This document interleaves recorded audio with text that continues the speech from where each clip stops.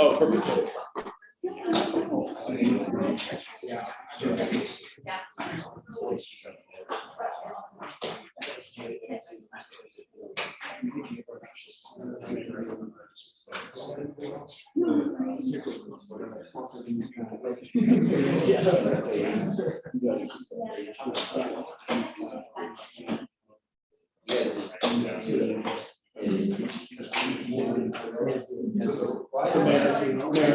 Our first presenter's on Zoom, so Kevin, he's ready whenever you are. He'll be our first presenter. You pull up and down, up and down. On the right? Yeah, on the left. It's gonna look good. And pull it up. Pull it up. The left side. No, just Just pull it up. Okay, go left. Left side. Right.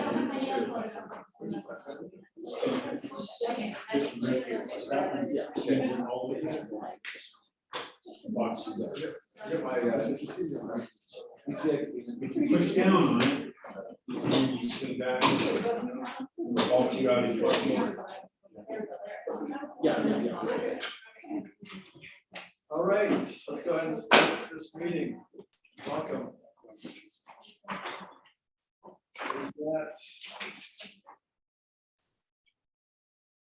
Our first presentation is on Zoom.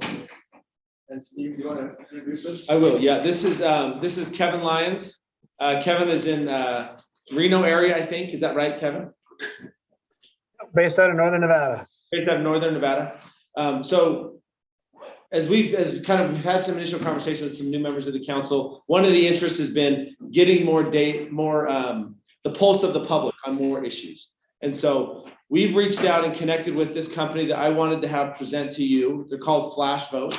What they specialize is quick 48-hour turnaround on survey research about issues that we feel are important, whatever those would be, using representative samples of our community. So statistically significant representative samples of our community. So I wanted a chance for you to get to meet Kevin, ask any questions. We're not under any contract with Flash Vote at this time, but as it's something that you've expressed interest in, is getting more citizen feedback on issues, we wanted to bring you a solution potentially to that in Flash Vote. So with that introduction, I'll turn the time over to Kevin to kind of talk about what they do, ask him any questions, of course. We have about 30 minutes or so for the presentation. Kevin? Sounds good, thank you. Yep. Terrific. Yeah, thanks, Stephen. And it was lucky to meet Stephen. I was giving a talk. I teach around the country on the science of public input, how to use it for different stuff. And we chatted afterwards, and it seemed like an interesting fit. And we work with other cities in Utah, which is great. So great to meet all of you tonight. Hopefully you can hear me okay. Yeah, we can do it. Anyone can't hear me? That's a joke. Yeah. Yeah, so we try to be fun to work with too. But I'm going to share my screen here in just a sec. So in a nutshell, we figured out how to get representative input that you can generalize to your whole community in 48 hours. And it's, there's a personal story there, becoming a public official and getting yelled at meetings and feeling like the whole world's against me, and then realizing, wait, I actually have no idea what everyone else thinks, or all the people that talk to me or bug me on stuff. And I'm sure maybe a few of you guys can relate to that challenge. But the first thing I would say, just to make the best use of our time, is do you have any questions out of the gate for me that I can file away and make sure we touch on?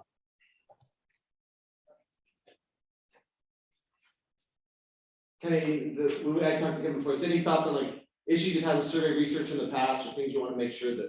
Anything, yeah.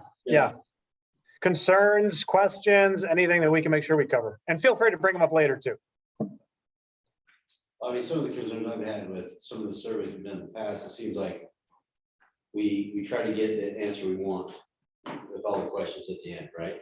So Mhm. Utopia survey, we gave this question and it said, hey, nope, 69% don't want it. But then as I went through, if it's free, do you want it? Yes, I mean, Yeah.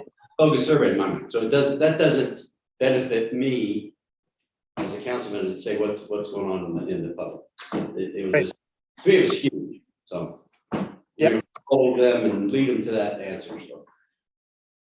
Great. Anyone else? Something like that or a different? I mean, I think that's the most pressing question, right? I mean, just polls. I mean, we've seen in the last presidential elections and different times when the polls were like 20 points off, Mhm. even though it's a representative survey sample. So anyway, how do you do this and get accurate information? And then there's always, I mean, I know the guys that used to own Western Lots, they live here, had a huge company here, and they did a ton of push polling, where they essentially used it as a tool to push the agenda that they wanted. So yeah, it all comes down to, good data coming in and it's meaningful. Terrific. All right. Anything else? Third time? There's a charm.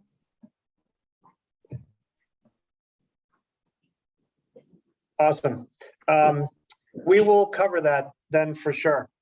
And first we'll start out a little interactive, keep it kind of fun as we move along. Take a guess. We actually went back and looked at our first 300 surveys. How often do you think the public input sentiment that you get, meetings, online surveys, anything like that, phone calls, emails, social media, matches the whole community sentiment? Anyone can throw out a number percentage if you want to take a guess.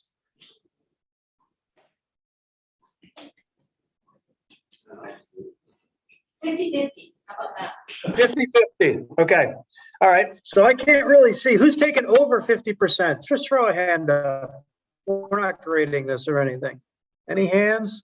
I would say. All right. Who's taking under? Oh, there's a hand. Okay, good. Who's taking under 50%? Do we have a hand? One hand. Okay, so about a split. So it turns out 5% of the time, it's a match. And yeah, and actually when we ask elected officials, Right there. sorry? I said, I want to see the data behind that survey. Yeah, you do. So what turns out about 50% of the time, 50% and above is what elected officials guess. And it turns out that local government communicators actually guess more in the 0% to 25% range. And so 5% of the time it's a match. It's the same side and the same amount. So 10% looks like 10%. And then 25% of the time, the 10% looks like 40%. It hasn't flipped all the way over. So depending on how you interpreted the question, 5% or 30% would still be okay. And then 70% of the time, it's the opposite. And this is one of those challenges, again, when you're sitting there, you go, geez, well, I mean, everyone's against us here. Well, is it a representative sample? Of course not. It's self-selected based on the topic. And this is how you end up at these numbers, which are kind of extraordinary if you consider flipping a coin or just doing the opposite of what you actually heard from people. Question, Kevin. Yes. So can you just break that down and define that as far as the public input sentiment? Is that the result? Yes. Yeah, so what we did is we looked at our first, and this will answer the previous question too. We looked at our first 300 surveys from customers around the country, and we went and looked for data that they already had prior to the survey going out. Maybe it was an online survey, maybe they were counting emails, maybe they had firm beliefs that they'd stated.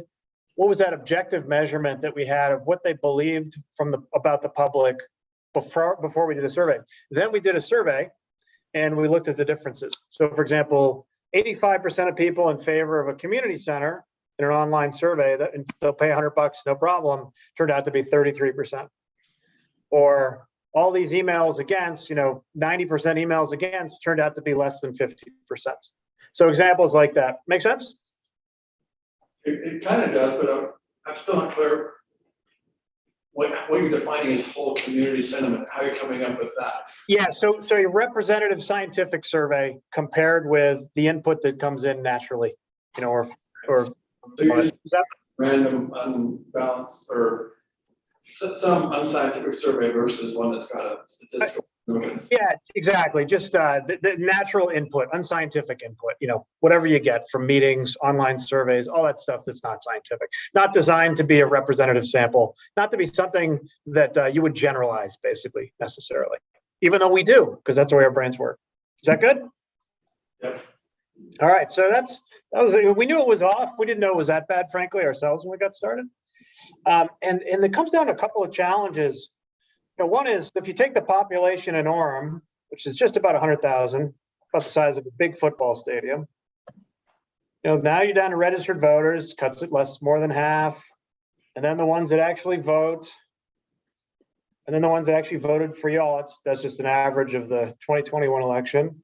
And now, even from there, of course, how many you actually hear from regularly? And even if that was a representative sample, that wouldn't be great. It would be actually 100 representative would be okay. That'd be plus or minus 10%. But typically it's a lot less. And of course, it's all self-selected, self-organized. People share stuff. They organize to come to meetings, to go online, to go on social media, and so on. Well, So can I say you're voted for the winners is based on your population, which includes people who can't vote. Right? I'm sorry, the what? The registered voters percentage? No, you're voted for winners, 9811 with is percent of the population, isn't it? Correct. Yeah, all of these are percentage of the population. That's exactly right. Yep. It should be a percentage of the registered voters. Well, so the legal org chart is the public as a whole, right? So that's why we use this top number here. Okay. Yep, because they're all paying in, they're all using the facilities. They're basically those. They're what you represent. So yeah, good question. So basically, you've gone from something like this, Michigan, I think they're over 100,000 actually, to something more like this typically. That's a challenge one. And then the second challenge, and this was an eye opener for me when we got into the research. How well does the public know you? So, you know, I like to think that people know me and maybe know what I know the kind of things that I try to do or stand for. And take a guess how many Americans can name their governor? 17%. We can't even make the president. 70?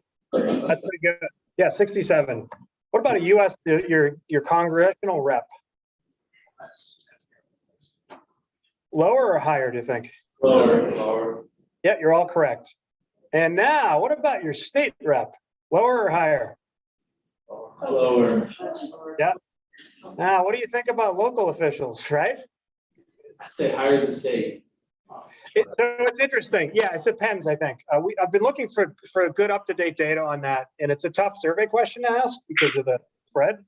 But so it turns out that it's very age dependent for sure. So the older folks tend to know people. They're the ones that actually come to meetings. And the younger ones have kind of breathtaking levels of political ignorance, is a technical term. So there's kind of this two-way disconnect. And in fact, you know, that can go wrong in ways, sort of some famous ways. One of the basic problems is, you know, that the local governments end up with your decisions influenced. We did a survey in California and Texas. Neither one of them are as good at local government as Utah, by the way. And take a guess what percentage have been influenced by just a few of these folks.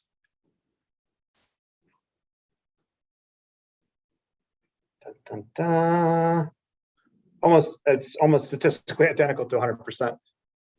So, and of course I can't turn it off, you know, when people are there. I was in a meeting, we're getting yelled at about the new cannabis location in Nevada. And, you know, I'd seen the email go around organizing people to come to this meeting and say that everyone hated this, and which is, you know, perfectly valid. About a half hour into getting yelled at, one person stands up in the meeting and just said, "Hey, you guys remember that 75% of this precinct voted in favor of this." And at that moment, we actually, all the air left the room, and we went back from like, hey, we're trying to convince me with their numbers that everyone hated this, which they didn't actually, to something more practical, which is like, okay, so this is, people want this, it's gonna happen. How do we do it right? How do we do it? And when is the security gonna be there? How close to a school can it be? All that real practical stuff that actually everyone's a lot better at too. So that was a big eye opener for me. And then if you think about the problem, it's a two-way thing because the public actually can get a misconception about what's going on potentially.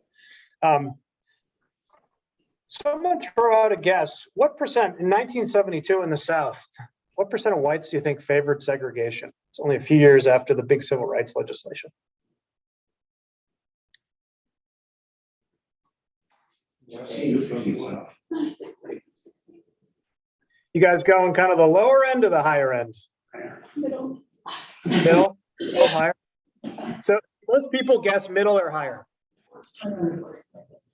Yeah, because of course it's there, it's going on, it's the law, right? Of course people favor it. So it turns out that the actual percent of whites, this was from a scientific survey done at the time, was 15%. But what was in the news, right? What's all the stories? Oh my gosh, look at all this activity. Does this sound like social media, by the way? Look at all these people that hate this thing, or look at all these people that are, they're every time there's a protest or a KKK march or a cross burning, it's in the news, it's in your face. And so people read the newspaper and they go, gosh, interesting. So what percent of whites believe majority of the whites in the area favored segregation? Higher or lower? Yeah, 72%, right? So the public didn't even know what the public thought about this. And that was this case particularly tragic because, arguably the segregation went on for years, decades, perhaps. Maybe there was never really broad support for it. So that's the big challenge. And ultimately, what's going on behind the scenes? Well, it's here's your community, and who are you going to hear from on an issue? You can probably guess, right? You don't have to guess; you experience it, like me. Boom, the edges, right? Like the supporters of something, they'll rally the troops, maybe even come with their own, survey questionnaire data or something, and then the haters. And suppose it is the haters, it feels like this, doesn't it? Like it's everyone, 10 people there or 50 people there, or the phone calls and emails you get. But it could still be this because it's such that small number, because you're dealing with that tiny number out of that huge population. And but it always feels, you feel the pressure, you feel your head. Even as a stats nerd, I have the part of my brain going, oh, this is statistically insignificant. The other hand, these are real people that care. Right. So that's why with Flashfoot, at the end of the day, basically we bring in the middle, so you can figure out what's what, and so you can actually know how to serve your community as a whole, how to serve them the best you can, how to inform decisions as well. Because it's not really about up, down, yes, no. It's about those details. It's about what's important to you. What are your concerns? What are your problems? What are your priorities as a whole? And that's the kind of stuff they love you for, doing a good job. And ultimately, they may not know you. They may not know much about the system at all. Most people can't name the branches of government, all that, right? But they know how their community is functioning. And they know they're either getting happier with it or not. And what happens is when the noisy few are steering the boat, perfectly well-intentioned officials follow that, and they end up pissing off the whole community without even knowing, which is terrible. And that actually leads to people losing trust and support, and of course, ultimately losing re-elections. To the extent that that's tracked by how well the community is serving the bulk of the people. So what's nice by making a scientific panel, which is what we do, we can get large numbers of representative residents to give feedback. And what happens is people show up and they actually just say nice things. So we've had conversations with people where I say, hey, do you want more input? And they go, no, because they're thinking of what they have right now. But when you reach into that middle, there's regular nice people who are ready to say nice things and be supportive of stuff that you're doing as well. And you can click on our word clouds, for example, words like love or good and all that. And no one comes to a meeting, unfortunately, gets in their car, waits to talk, and just says, hey guys, just want to let you know you're doing a great job and I'm going home now. Be nice if they did, right? But it doesn't happen often enough. So instead of governing in a vacuum or blindly throwing darts, instead of doing traditional scientific surveys, which are great. I mean, all this really just anytime you have an important issue, data is great if it's representative, generalizable, but it's always been expensive and slow. And so that's why we created Flash Vote. Statistically valid input in 48 hours, any topic, we write the questions, draft, quality control, do everything for you. You know what you want to know. You guys are the experts in that. You know your community, and we help you get all the data you need to make it work. And once you have these large samples of regular people answering professionally designed questions and then doing it, frequently throughout the year, automatically, then you have the reliable results to use. You can deliver more value out of your services, can save money, can reallocate from here to there to create a ton more value, and ultimately make residents happier. So in pictures, it's basically 90% faster, 90% cheaper, 100% easier, because we still do all the work. Okay, so I'll pause there. And well, actually, one more thing, since you guys did ask about it, was the kind of the methodology. And so in addition to being a survey tool and civic engagement tool at the same time, because there's this repeated thing, it's really a unique scientific approach. It used to be unique, now it's not.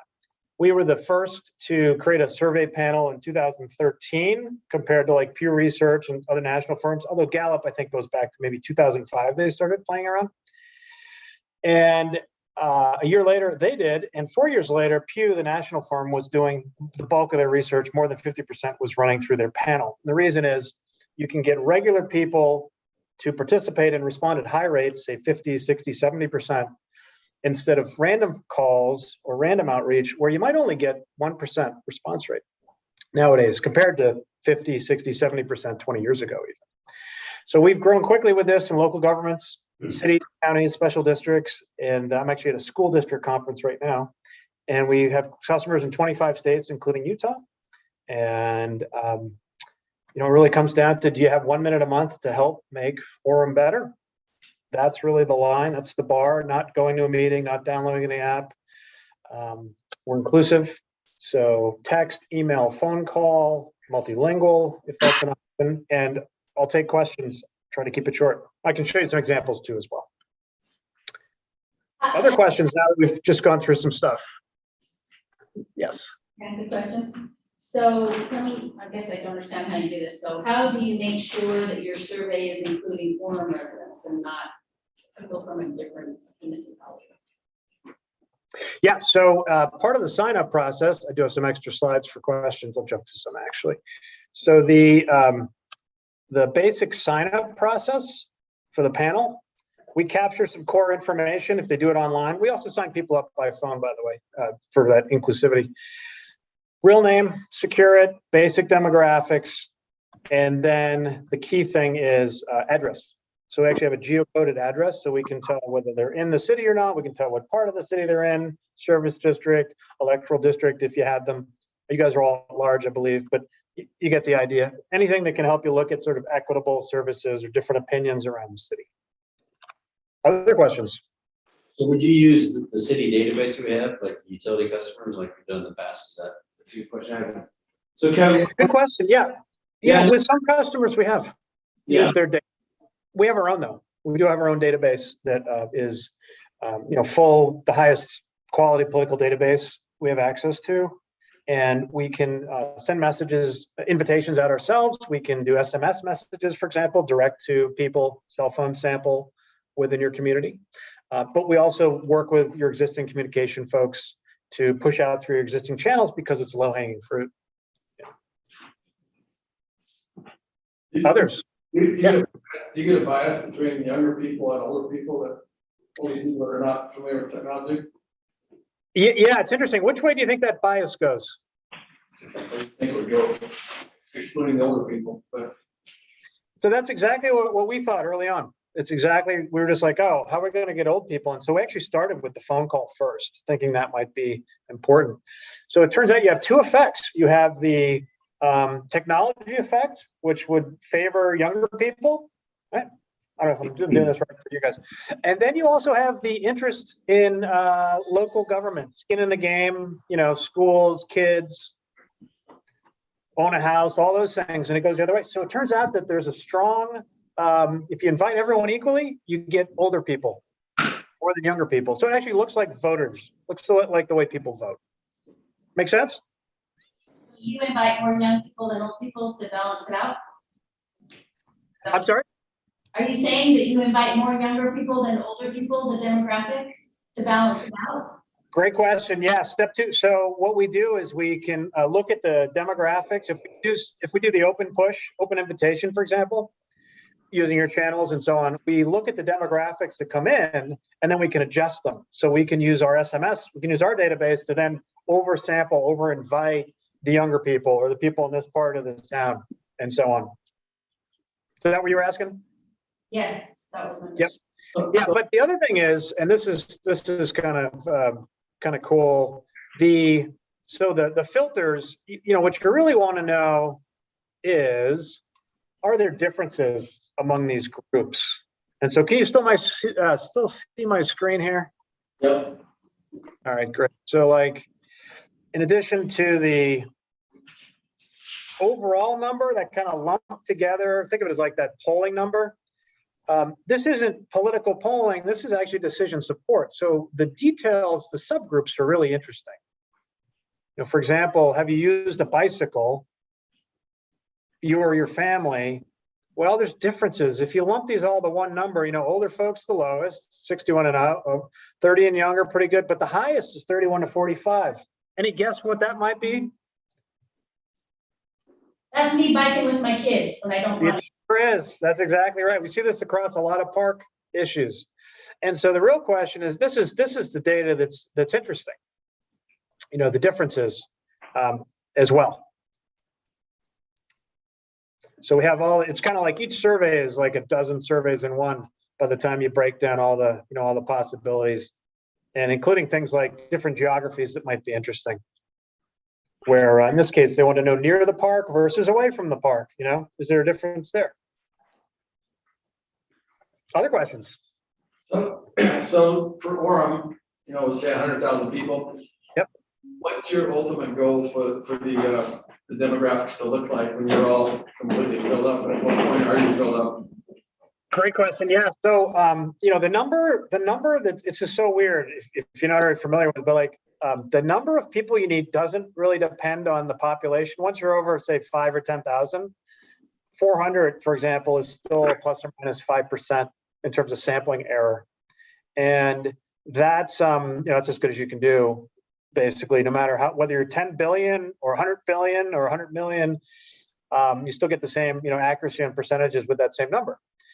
So 250 to 600 is what we say is a good range, because that's plus or minus 6 to plus or minus 4. But what's really ideal, to answer your exact question, is having the samples be in that kind of 200-ish range each, so that each one of them is really of high value as well. So, a community your size, if we could get to 800 to 1,000 responses in a survey, that's phenomenal. Then you have really good data on all the subgroups. Just so I understand, so are you building that sample size and sticking with it, or are you trying to get new people every time you ask a question? Well, yeah, so it's that's just the engagement part of it. So what happens is the communities grow over time. There's some organic growth and spread. Even if we do a big push up front, it'll continue to grow as we do surveys and get more people involved. And they may not even have been in the sample for the first survey. They may take a survey and then sign up, so they're in the sample for the next survey on a totally different topic. So it's not a static thing, and we don't limit it either. By the way, we don't increase price or anything. We as many people. We have a community with 6,000 people in it, for example, in Northern California, and it's great. So just to clarify, then, so you're going out and you're building this sample. Actually, right? Yep.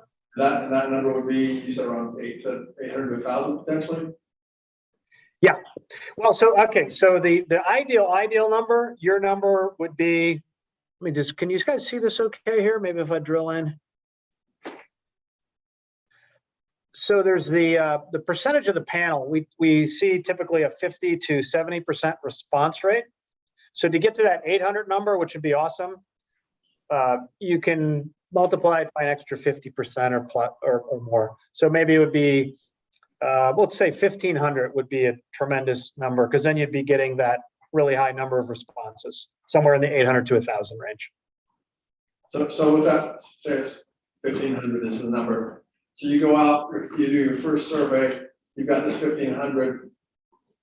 And then you do your next survey. On your next survey, are you just using that same 1,500? Are you constantly using that same group, or? So, yep. Yeah, so it's a core group. So that 1,500, like, so there may be 1,500 on the day of the first survey. And then maybe by the time the second survey, it could be, 1,600, 1,550, 1,700, who knows? But it grows over time organically. People have a good experience, keep coming back. That was really, by the way, that was the biggest trick. 18 months of user testing, how to make surveys fast and easy so people take them. And one of the things they love the most about it, and they love you guys for, frankly, is that you can see the results are simple, but they're also transparent. So participants take a survey and they see the results and they go, oh my gosh, this is amazing. So now we actually know what everyone else thinks, kind of like the segregation in the South challenge. But they'll just randomly thank you for doing that, because they're not used to getting to see stuff so fast and easily. And to build that initial 1,500, that's where you're putting things out on social media or different channels to try and get people to sign up, right? Definitely, yeah, all kinds of different channels. In fact, anything you can think of. We even had a customer make T-shirts once, but online, offline, postcards, letters, anything that makes sense. Right now, I'd say the best channel that we've been using is our SMS database for really supplementing. But if you already have good email channels, and I think you brought up the utility earlier, bill inserts, all those things are certainly very low cost, low hanging fruit to use. So it's an excellent idea to use this. And do you care for your 1,500 people that you're shooting for initially? Do you care how they're balanced throughout the community, or if they're heavy in certain areas? It's funny. If we were trying to get that one magic number, we might, even though we calculate a renormalized, to use the nerd word, number for these surveys. What we really care about is getting enough of each, because you're looking at the details. It's not that you need, the male female numbers to be a match. You want to see if there's differences. And so online stuff, for example, women typically participate more than men in pretty much anything online. And so the nice thing is we can see that in detail with, when you can look at the subsamples on the bar, for example. In this case, 210 female, 172 male, which is typical. So both of those are good data on their own. Make sense? Okay. One last question I've got is, as far as the structure of the questions, do the cities have input on approving those and having? Oh, of course. Yeah. So you can start with hey, we've got this topic, whatever it is, backyard chickens or fireworks or anything, and we can guide you from there, give you examples that other cities have done, show you a bunch of stuff, give you a menu of ideas. Or you can start with like, hey, here's some ideas we have for questions that we'd like to answer. And then we can take them, we can tune them up, quality control them. Wherever you start from is fine with us. And then in all the cases, they go to you guys for approval. So it's an iterative process where you go, yep, this looks great, perfect. Let's launch on Tuesday. We need results on Thursday. Does anybody else have any more questions? We have to wrap up on this segment. What's the cost compared to? Yeah, Kevin, remind me the fee structure on your service? Yeah. So there's a setup, which will vary depending on how much you want to use our SMS or have us send postcards or anything to complement whatever you guys decide to do. We coordinate on that. And so that could be typically, 2,000 to say 6 or 7 if we really want to go heavy on something like postcards or a lot of SMS messages. That's one time forever. And then it's your size under 80 to 100,000, $9,900 a year. And that's up to 6 surveys. Most people do 2 to 5. Think of it as unlimited. If you actually do 7, we'll give you a high five, because we just like to see more surveys, build the base of great case studies. You bet. Yeah, for, just for council's perspective. When we have. Any other last questions? Yeah, when we've done past Sure, it's surveys, just in like- the past, and we've hired a survey company, they have a similar process where they create a survey pool, and there's a cost associated with that. It's a one-time cost. I think it's like $2,000 or $3,000, I think, Yeah, to the create panel a creation, yeah. panel. And then thereafter, it's about $5,500 a survey. Yep. Those surveys were a little longer, obviously, but so, you know, if you did a similar effort with a local company, you could be into it $25,000 in a year. As compared to this, which obviously the surveys are not as long, but the turnaround time is almost automatic compared to a regular survey, you're probably 21 to 28 days in terms of getting results. The other thing we found too is, in chatting with Kevin, like if we did the long survey that takes, 20, 30 minutes, you've probably filled some of those out, right? If it's about dog parks, for example, the people that are gonna stay for 30 minutes to fill that out are gonna be very passionate about, or not passionate, right? One way or the other. So these short, quick surveys allow that middle to participate much, versus the middle drops out when the survey gets too long, because they really don't care that much either way. Yeah. So this allows the middle to stay engaged through the end of the survey. So depending on the setup, could be 5,000, 6,000 and then 10 grand a year, so it'd be 16 grand. Yeah, I mean, and again, it's limited. We just had that open house for the neighborhood meeting for the State Street Master Plan. Just the mailing alone was $12,000. Hmm. I mean, economically, this is an economical means to garner real time. The one time is $7,000, so you'd be 10,000 every year. Can I ask a quick question? So how do you, because I know in surveys, I mean, I learned that, you ask this question, and then it depends how they answer those two with how they answer question 3. How do you, do you do that?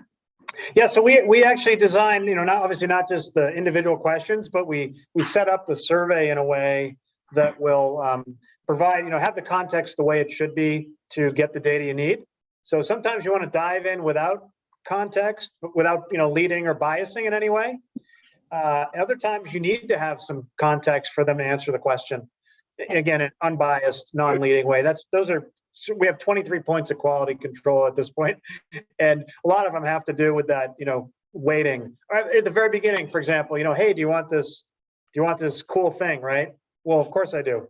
Oh, do you want to pay more taxes? Well, of course I don't, right? So combining the pros and the cons, the trade-offs, all that stuff goes into the questions, and then working through the survey in a way where you're not steering or biasing with the survey itself is really important to do, which we do. One of the benefits we've liked of using a third-party survey consultant is when you're on the dais and somebody says, we don't want you to be in a position of this, and when you wrote the question, of course you're gonna, we want you to be able to separate yourself to say, this was a third-party professional independent survey researcher. We influenced the topic and the types of information we wanted, but we don't want you to be in a position where people are saying, well, you wrote the question, therefore, right? So we've been in that situation where we've done kind of our own surveys, just quick, just trying to get some information, usually not on big, heavy topics. But the biggest criticism you'll get is if you wrote your own questions, you're going to be criticized about whether it was really a fair survey. And then do we review to make sure their questions are? Yeah, I think that was the moment you had stepped out. You're very asked a question, and yes. Yeah, Oh, sorry, yeah, Sorry about that.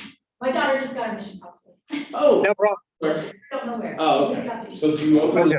your data with the registered voters so we can know if the survey is being done by people that are just interested in the topic or actually active in voting? Well, so that's the magic of the whole system. That was the real trick with this, was how do you get people who are not interested in the topic? I've started to explain it. It's like engagement is really about getting input from people interested in the topic, and scientific surveys are about getting input from people who are not interested in the topic. And so what happens is when we build our panel, we get that correlation to voters. strongly. That I mentioned, for example, by age and other characteristics that we've looked at. And then once they're in the panel, the key is they take all the surveys at a high rate. It doesn't go up or down. It doesn't go, 70%, 30%, or anything like that. It stays in a tight range. And that's how you make sure that input you're getting is representative of the community and with a slight bias towards the voters, for example, if you don't balance it. Does that make sense? Kind of the two-step is really the trick. If the rates went up and down, then we'd have exactly the problem you brought up, which is how do you make sure you're not just getting it from the interested people as opposed to like a sample of voters. Okay, anything else? No,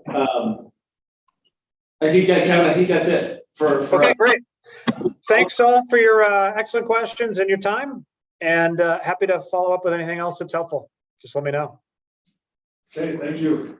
You bet. Have a good meeting. Thanks, Take Kevin. care. Yep. Okay. So I guess, council, we just wanted to share this with you as a resource that could be used in the future if you are looking for future real-time kind of survey feedback. We're right now in the budget process. We can accommodate something like this into next year's budget. That's the direction we'd like to go. And we, from staff perspective, and I haven't met this gentleman, but from staff perspective, the pricing seems very reasonable for the outcomes that are delivered. So we just wanted you to be mindful that this is potentially another tool another arrow in your quiver, so to speak. You don't have to use it, but we think it could be an effective tool and could speak to your interest, for example, in getting a broad array of feedback from those within the community in a fairly expeditious way. We think there's some topics that are coming up that you're gonna hear from some people here, and you're gonna wanna know what everybody else is saying, right? So that's kind of the impetus, as Jamie said, for all this. Okay, can you, I'm sure they've got marketing material and referrals and all that. Can you send us whatever they've got? Yeah, for sure. Okay, thank you. Next on the agenda, we've got Pete Wolfley with City Communications.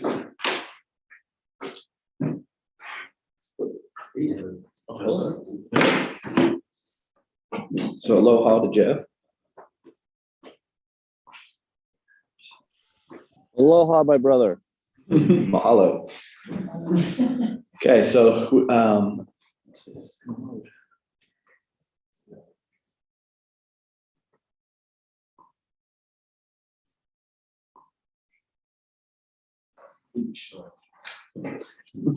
No, you shouldn't. Apparently it's not you.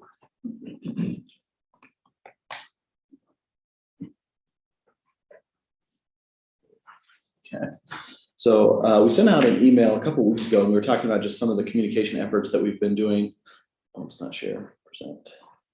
And so we wanted a chance to come before you and just kind of talk about what we've done and some different strategies that we've taken with our different communication methods, and then obviously get your feedback on how you think things are going. So the first thing we want to talk about is the website, orm.org. Just in the last 12 months, we've had close to 1 million visitors, page views, 273,000 unique visitors, and the top topics or pages were elections, court, utility bills, garbage, parks, library, police, and neighborhood cleanup. So those are kind of the big hits from these last 12 months. No, I'm sorry. You gotta up your game. Yeah. And so this is kind of the way we look. Our strategy with the website is to really strive for evergreen content, which basically means things that are always fresh, things that are never out of date. So we try to put all of our resources up there so that people know that they can count on it for good information. We use the website for our deep dives on big issues. So recently this feasibility study, we thought, there's way too much going on here to put on social media. So let's direct people to the website where they can have all the resources, they can have the FAQs. And so that's worked really well for us in the past.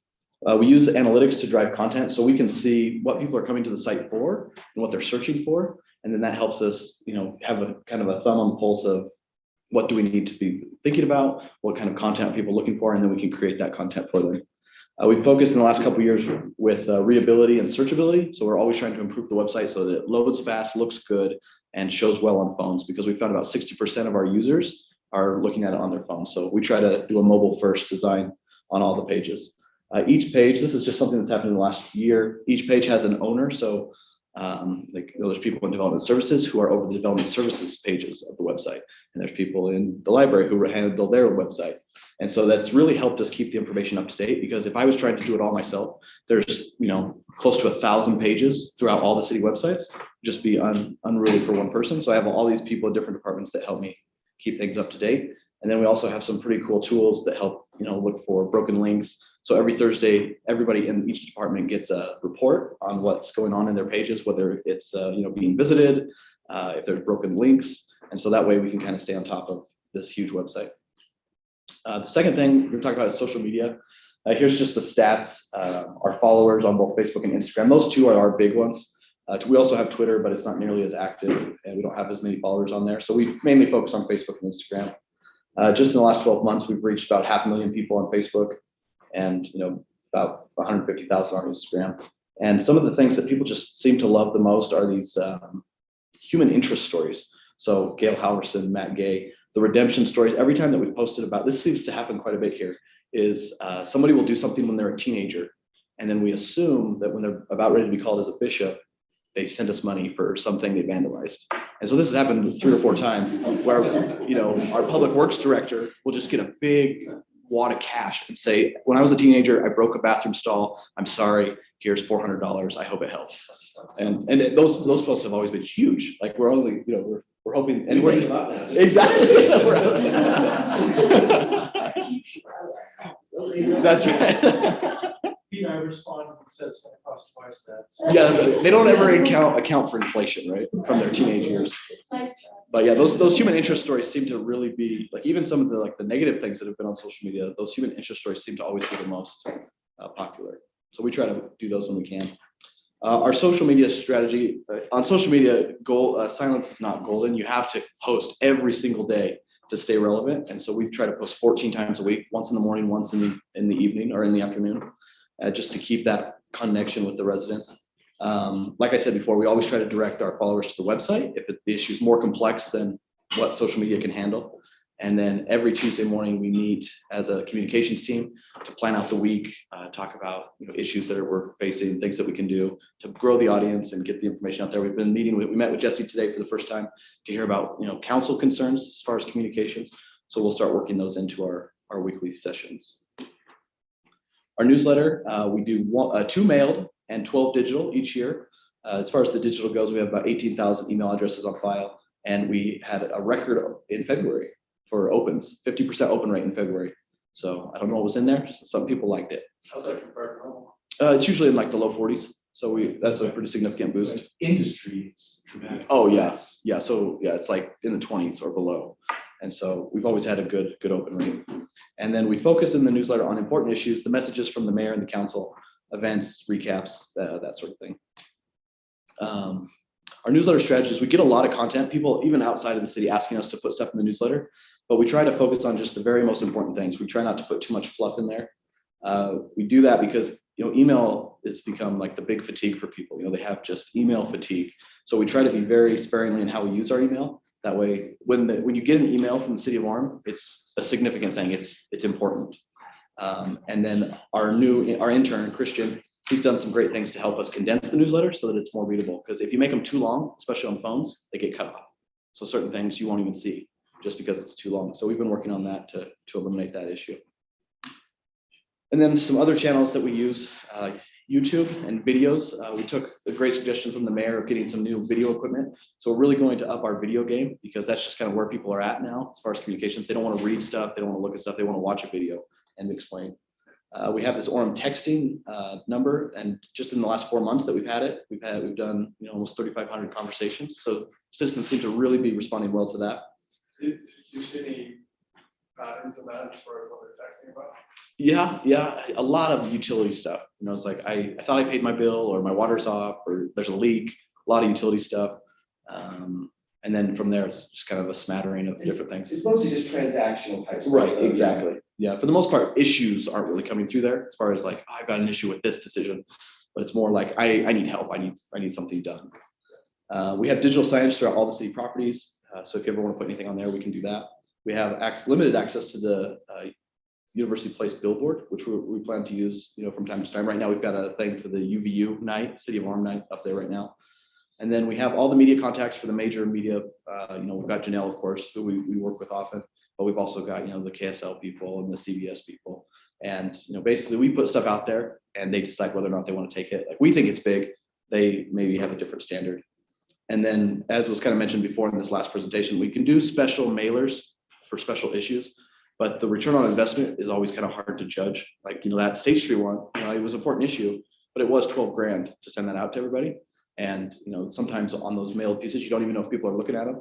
So that's why we're trying to move more digitally, because with like our email newsletter, we can see who's opened it, how many times they've opened it, what links they've clicked on. So we can really see what people are interested in. And so I think there's a place for mail, of course, but we just always need to kind of remember that. I think you said we have 18,000 plus emails. Yeah. I mean, I don't know why we couldn't use that as our base and see how many in the first survey, how many people clicked on it. Oh, for the flash vote? Oh, yeah, no, I think we would, and I think that's what he said. 18,000, that'd be great to send out 18 if you have hit. Yeah. But you really get a good, instead of having 1,500 people in Orem. Yeah, most cities don't have email lists that big. Right. And so I think he's used to trying to build these things from scratch. And so I think he would gladly take what we already have. I mean, because it's a we good, know they're live and they're good. And yeah. Pete, weren't you, Tony, in order to increase our YouTube followers, that people really wanted to see videos of the council doing the Fortnite dance? Yeah. Do we have any good dancers on the council? my question is, are the cameras gonna be able to see Tom's makeup? Oh, yeah. Yeah. No, we got a good camera now, so it's good. Sitting TikTok channel. Yeah. And then just as an example, so several years ago, we had this phantom dumper issue. So I just want to use this as an example of everything that we can do, and we can do it quickly. So we did all of this basically within 3 days. So the Mayor Bruce at the time wanted to make a statement and a video. So we did that. We started a web page, it's still there, orem.org/phantom, so you can relive this whole saga. We had a special email alert. We're sending this out. We did all kinds of social media stuff. Major outlets from around the country picked up the story. So we were doing interviews with them, both radio and television. They didn't care about the issue. They wanted to know how we got the name. Yeah. People outside of Utah were, they love it. And can we mail a t-shirt? Right. Yeah. We're not afraid to do some out of the box type stuff. We did t-shirts, mugs, stickers, and I even put a bounty on the Phantom Dumper's head. So if you found him, you could get like, was it $3,000 or something? 2,500. Yeah. And then, it had strong regional and national coverage. So as a communications team, we felt like, there was a lot of different ways that we could help with this issue.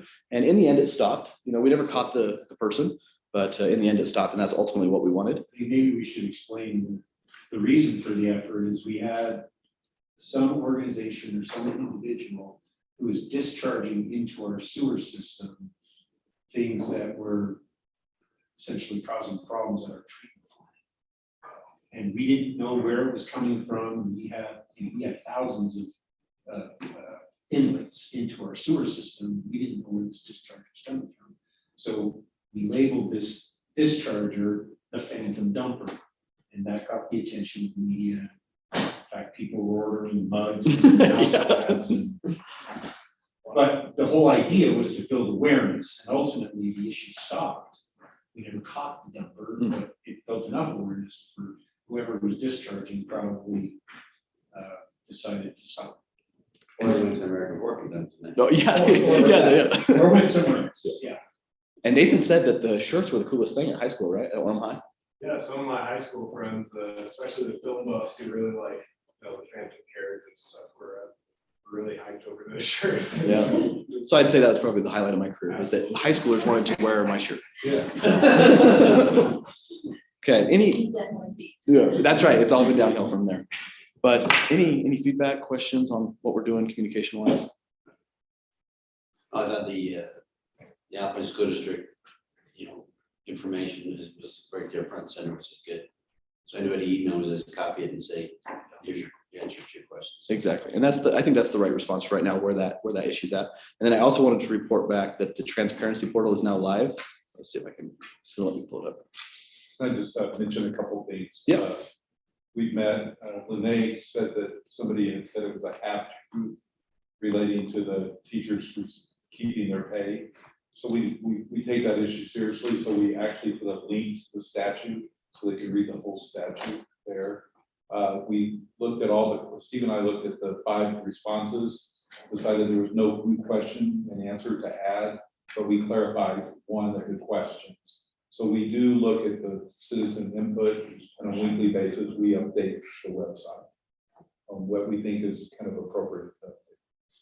Yeah, so the transparency portal can be accessed from the homepage now, just through this slider, as well as in government. It's just right down here at the bottom. So if people are asking about it, you can tell them that it's on the homepage and under government in the menu. And as you can see right there, one of the sliders is the school district study discussion as well. So if people do have questions and concerns, even without accessing social media, they log on and they can see that that's kind of one of the trending issues. Yeah. The city is looking. If we can pull up and see how many people have visited that site, how many of them were unique, how long they stayed. Yeah. We have that data. We can pull Yeah, it we up can pull it up. right now. Can you, as far as that, so you're going into transparency and then that's taking you to that, the scorecard and the voting records and all that? Yeah, so- And these issues? Yeah. Can you also link that back to where you've got city meetings? So it has several people, Link meetings from this page, from the transparency page. there's somewhere on that page, there's a category of city meetings. Uh-huh. It was on the Agenda last, meeting. This one right here. where is it? It's that last one in the corner. Yeah, so when you're here, it's just right down here. This last one is agenda and meetings. And then that Okay. takes you back to I the think it's system. called city meetings on the previous menu that you had. Oh, in a previous version of this? Oh, maybe that's what it was. Maybe when you're scrolling down, Yeah, in city. government, So there's a. City meetings. yeah, right there. So just consistent language. Yeah, use consistent language, and then I would just make it so you can go from city meetings to, I mean, do what you're doing with transparency, but in addition, have city meetings linked over to that transparency portal where it talks about meetings. Oh, yeah, yeah, yeah. I've had several people ask me, I'm looking at city meetings, all I can see is, I can't see what you're talking. Yeah, that's a good idea. I can take care of that, no problem. And then we had one thing, I don't know if they talked to you about it on the YouTube channel. As far as the YouTube channel blocks out the applause. Yeah, yeah. I don't And know if they talked. to you yeah, she about did. it. She came by. And basically the issue is we don't have a mic hanging over the crowd Mhm. because you'd be picking up their side conversations, like any like disorderly conduct. And so that is why it is that way. Like you can't hear it in the recording because there's just no mic out in the audience picking it up. Yeah, generally, these systems, the mics are set to try to eliminate as much background noise generally. I mean, that's how these AV systems are wired. So, So Yeah. our preference would be if there's a way to have that, just the crowd noise, I mean, if there's applause or whatever crowd noise available, just so someone watching it offline can get a feel for what the feel of being in the meeting would be. yeah. Now they will be installing a new camera that's gonna be facing the crowd, so you'll be able to see it. Okay. You'll be able to at least see that. I think if we had the audience, you'd also pick up all the side conversations too. Yeah. And we wouldn't be able to kind of turn it on really quick when they start clapping, turn it off. You know what I mean? Like it would become administratively difficult, if not impossible, to turn off at the wrong times and turn off. So are you turning it on and off now? No, there's just no mic. There's no mic that picks So you it hear up. like a. How about in the syrup, was that being turned on and off when the candidates had their inauguration? We weren't doing the AV. I'd have to talk to their people. It might. But I'm guessing the same. They don't have a mic in the audience. Yeah, because it's a direct feed and so it's only picking up. But I could the ask mics. Adam to talk to his people to see if they were doing. But you can that. hear him clapping and then it goes silent. I'm guessing it's his mic setup, but, so I'll talk to Adam and shake him down. It does see the if same people thing are on doing that. Well, City how about council. library hall? That's not out. You know, when they had the debate in the library hall, because what you had Dave Young talking, and all of a sudden it looks like he's, having a brain freeze because he's looking around. What's happening is he's getting a huge amount of Yeah. applause. All the applause is turned off and then it's turned on again. So to watch it, you're just seeing these people kind of look around and. Yeah, I'm not the AV expert. I'm gonna guess it's a setting on the AV, like AV systems are wired to block out background noise. Like that's just how they are. And it's not I assure you there's no conspiracy of us trying to make anybody look dumb on stage. I promise you that. I'm just trying to figure this out because, and going along with what the mayor is saying, in watching the inauguration, Yeah, all of a sudden the applause is cut off as soon as the applause starts. But one of the musicians happened to be my daughter. When she sang, I could hear all her, then the applause continued. yeah. So I thought, oh, okay. Maybe. I'll talk to Adam and see what he did. It could be something to, I mean, whatever the applause is, positive, negative. Yeah. The goal with the organization would be to let people on the outside see what's actually going on during the meeting, so they get a feel of everything. And if they're getting the applause of the Yeah, whole thing, then yeah. they really can be like they're at Feel the like meeting. good there. And where we're getting improved cameras and all the rest, that, it'd be something to check out. Okay. No, for sure. Yeah, we can do I'm that. sure there's a way to do it. I mean, we could even get, like, I remember the old TV show, remember they would have a canned applause? We could have the city council meetings. Hey, Steve, you can do the applause. Yeah, get the sign up. We will look at that for sure. I guess the one thing I'm just requesting is trust that we're not trying to stage it in something here. Yeah, no, we can trust that. I don't know, it just doesn't feel like that's honestly what's being expressed, because certain ones anyways. Yeah, no, I mean, we're fine, we just want the meeting to be like whatever. it is. Yeah, for sure. And, yeah, so it's not an accusation or anything, it's just we're just saying that's the way it And I should think be. it's just referring to, that's what everybody looked like when you're just sitting there and because there was applause, you know, every Yeah. single person Yeah. looked like, what are you waiting for? Or- Yeah, And whether it's intentional or not, it sounds like it's not, that's what we've gotten a lot of feedback is, why are you turning off the applause, why are you doing that, you know, so look, let's just full, See what we like can we're do. trying to do with everything, Yeah. transparency, right? Yeah, So anyway, have you any more, Pete? no, that's it. Okay. Thank you. Thanks, Pete. Excellent Appreciate job. Yeah, I gotta say, Pete was really sharp when I went in and asked him to do something on the webpage. I noticed something, he's like, oh yeah, let's just fix that right now. And he fixed it in like 3 minutes right there when I was standing there. Okay. I found Pete originally, so. Congrats to you. You're done. Yeah, Jamie actually hired him before we started, so I wish we could say that. All right, Steve, you wanna Yep, and, talk about our licensing program? yes. So this is just a recap. There was I had to leave the retreat at this point, but there was some discussion about the rental licensing, and while a lot of you weren't here when this was implemented, I thought we'd just kind of give an overview of what it is and what was intended to do. I'm going to focus mostly on the rental licensing, but there was two things that happened at the same time. One was the requirement that utilities go into the name of the owner, and then also the rental licensing. They happened at the same time, two different parts. I'll kind of give an update on what happened with the utilities, but mostly focus on rental licenses. So recap, this is December 2019, city council votes to make these two changes. Those are the rental property required to have a rental license. And then two, the utilities for all residential properties are required to stay in the name of the property owner. The desired outcomes: improve neighborhoods by gathering contact information for landlords, property management companies, and owners connected to each rental property. Bring those landlords into the conversation about these neighborhoods. I'll show kind of this three-legged stool, but landlords assist in bearing the cost of this neighborhood improvement program, which is our code enforcement. A disproportionate number of calls are rental properties, specifically single-family home rentals and townhome rentals. And then the utility changes, we wanted to reduce the number of accounts that were going to collections each month. The data was on a rental that's in the name of the renter versus the name of the owner was 10 times more likely to go to collections. If it was the name of the owner, it was rarely ever going to collections. Reduce the number of work orders being requested with this utilities in the name of the renter, they were just turning over. And so we were changing out utilities. And these are generally single family and townhomes, fourplexes and greater, they were always in the name of the owner because there's one meter. Here's what's happened, just as an update. So the top is the monthly account shutoffs. That's what we used to have. This goes back to July of 2018.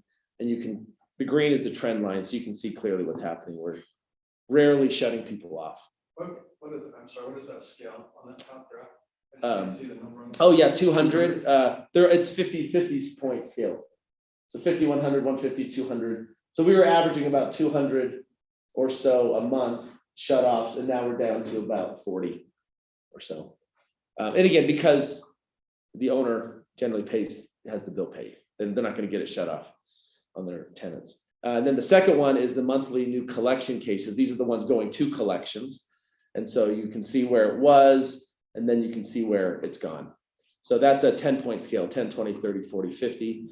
There was a big spike when we made the change because all the utilities had to go into the name of the owner. We didn't take at that point any renter's account and apply it to the owner. Those ones stayed independently. A lot of those went to collections. And then you see it kind of start to taper off. And we're about 10 a month that we're sending to collections now. It's not much, where we were seeing 40 or so. Stephen, what does the orange represent? That was when the change, that was when the change was made. Those are the months, June and July of 2020, it was effective July 1 of 2020. So that's, When you send them to collections, is that an outside collection or that orange collection? we have a third-party collection company. Brandon can speak better if that have any specific questions, but. And do you have any idea what percent of those collections would be actually collected that they would send out? I don't. I'm just curious how much the net would be. Yeah. As far as making a difference. Is the cost for collection, I'm assuming you only get a percentage back. They charge a fee above and beyond what we owe. We get what we're owed and then they have a fee on top of it. Is it a percentage? 30%. So could that be run in-house? Or no? Well, that's Does it what depend? we try to collect it. But I mean, if you had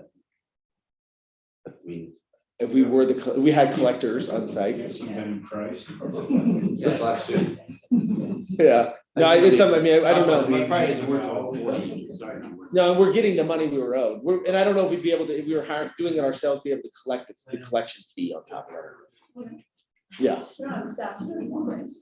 Oh, yeah. So. I mean, the whole reason it got sent to collections. I'm sure you can have your another employee. Our people couldn't collect it. So, I would be curious on that. Yeah.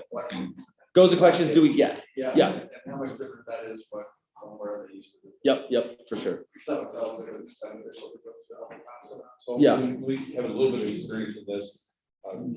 Collectors, generally they're now nationally known, so they can put it in the database. The biggest issue with collecting is finding the person that owes the money. So they have 5,000 data points of a person where they can generally find them.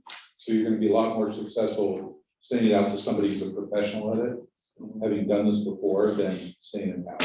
I mean, it's a great effort to try to send the letter out, but I bet a lot of those letters are returned to sender. Yeah. Right, so. Well, and now, when now that they're in the name of the owner, it has to be paid for the water to go back on. So only the owner has left the property. Is this really going to make it to collections and stay? Because it goes to collections. Well, the next tenant they want to move in, they've got to pay that bill before they can move in a new tenant. So we feel like we have a much greater chance of getting that money, right? And again, the impetus on that was, when we look at a utility bill, the biggest argument we had was, well, the tenant's the one using the water, not the owner. But a very small portion of the bill is paying for the water commodity. Most of it pays for the storage tanks, the pipes, the infrastructure to serve the home. So that's where we drew the connection of, this is really a benefit to the owner who's trying to rent their home. So this is when we went through this, we wanted to bring the city, the landlords, and the residents all together on these neighborhood issues. We generally had the city and the residents, and many times that's the person that owns but in some cases it was an owner renting it, and we wanted them to be a part of the conversation as well. So that was the impetus. So back to now kind of focus on rental properties, types of rentals. On the left are the ones that were impacted by the rental license: accessory basement apartments, single family homes, townhome, condo, duplex, fourplex, etc., apartment complexes, and short-term rentals. Those not impacted were single family dwellings where they were renting a room to a kid. They had a son that's living there and they were charging them $50. That wasn't happening, and with the owners in the home. So, and then the other one is we have an exemption that allows a 65-year-old or older to have someone live with them, not as like a basement apartment, but it's generally to help them age in place. So a lot of times they'll have a caregiver that lives with them. So those were the ones not impacted. The large majority, of course, are impacted by the rental property. Do you know how many rentals that is? I had that number in my I can pull that number up. I'm trying to remember what the number was. How big of an impact is? Yeah, there was I guess I could get back into that. You're probably about, probably about 9,000. Well, probably 8,000, 7,000, 8,000 rentals, unique rentals. owners. Oh, 8,000. Yeah. Landlords? Yeah, different landlords. Right, so we had a study done on all the different types of rentals, what the impacts were on the city, police calls specifically. And we looked at every type from large complexes to duplexes to townhomes to single families. So we measured all of that to kind of get a gauge. And the large majority of our calls are single family rentals.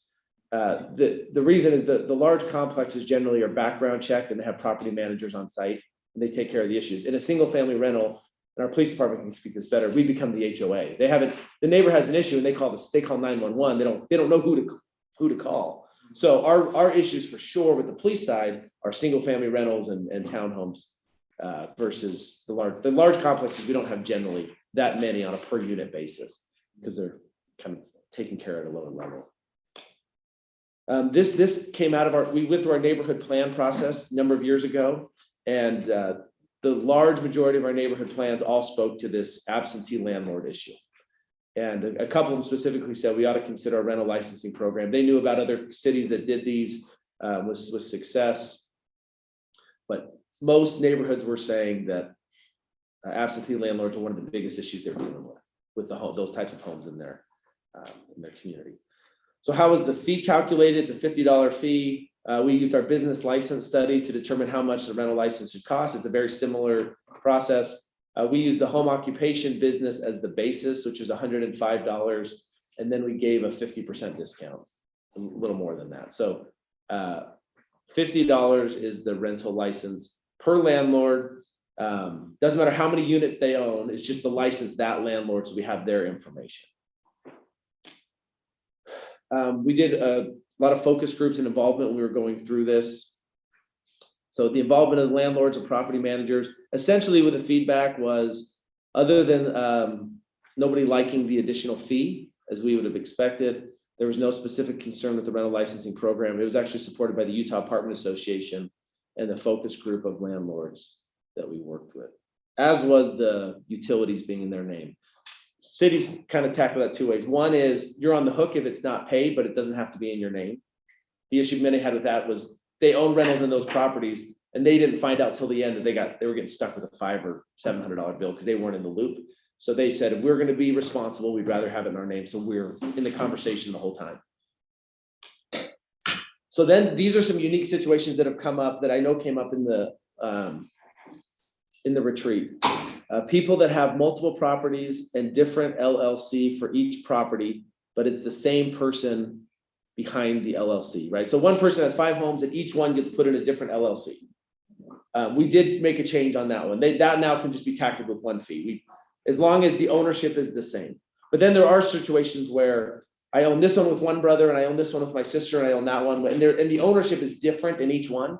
And in those cases, we continue to charge a separate fee because there's different ownership in each of them. The second one, and Councilmember Spencer has brought this up on numerous occasions, as have others. People have a rental property, but they're not charging rent. So there's family, maybe they're choosing not to charge. So our view has been someone, whether they choose to charge no, little, or market rate for a rental doesn't change the impact. It's still the same. Administratively impossible to keep track of who has family living in their unit and when that changes. So we have continued to charge in that situation, even if they say, well, it's my son that's living there and his wife, and I'm not charging rent versus I am charging rent. We still consider it a rental property. And then the last one, and I already kind of spoke to this, people that are part of LLCs where they share ownership with different people. We haven't made that exception. We see it as different ownership and each should share in the impacts that they're having in the community. On the second Yep. point, automatically they're charged an increase on the sewer and on the utility bill. Chris? I don't think if it's a single family rental, they would say pay the same as a single family owner occupied, even if it's a rental. But if it's an accessory dwelling. Yeah, it's treated like a Why would duplex. we automatically charge them extra? Just Because that was the thing I think I sent you, the person they were out of town. I don't know what it was. yeah, so we look at those as a duplex, where there's two units now being served, and so we have a per unit charge. We used to charge per account, and so it used to not be that way.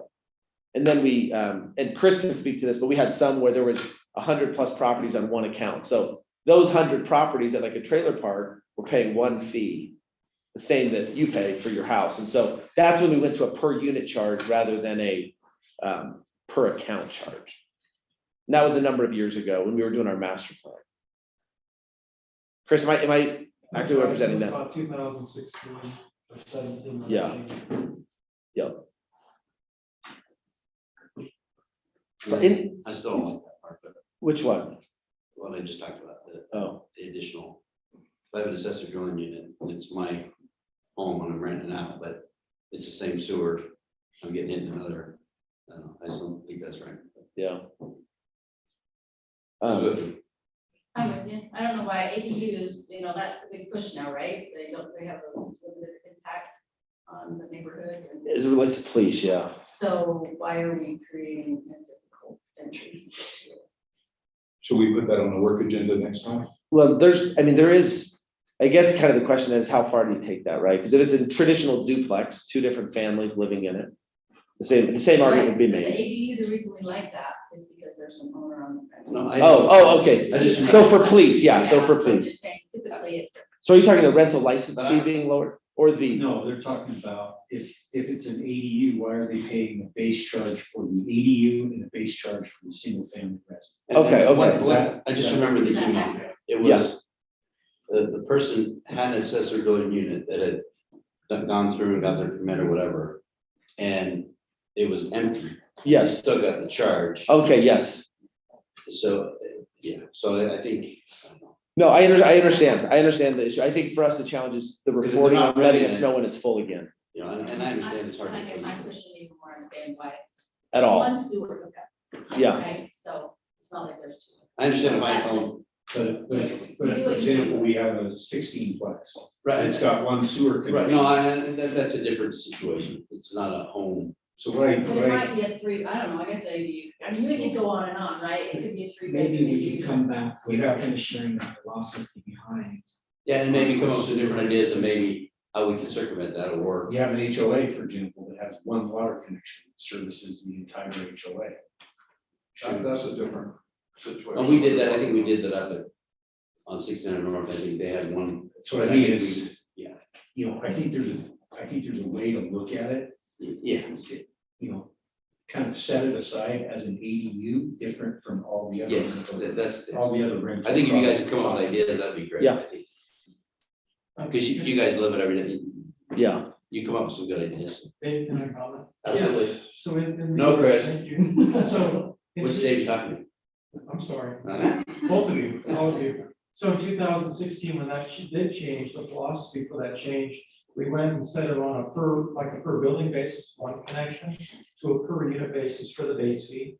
The main reason for that was a way to generate more revenue without increasing rates.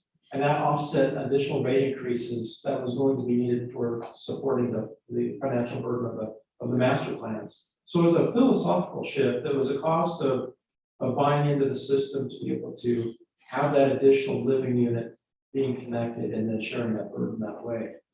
Now, the discussion was not held regarding the ADUs though. Right, it was a part- Specifically. We just And I agree followed with that same Jamie, philosophy. I agree with that 100% because they need to pay. I mean, technically, if we had 10 residential units and 4 of them had accessory dwelling units as part of it, and there is an added impact on the system for an accessory dwelling unit. Now, it may be limited or marginal, but there is a greater impact.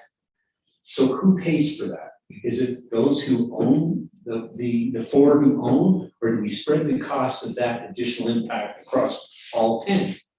So that's really what we were grappling with was, if we don't assess the accessory dwelling unit owner, then essentially we're acknowledging that the entire utility base, all of our customers are going to share in that responsibility. And is it fair to have somebody who has a single family home paying the same charge as somebody who has a single family home plus has an accessory dwelling unit as part of that unit? But I think that accessibility has changed now since the legislature said everybody can have one. It's not. So it's a little different animal. Well, but the added challenge though is now that we have And they have, you're absolutely right, they have opened up the opportunity to have ADUs. Well, now we actually have greater impact on our system.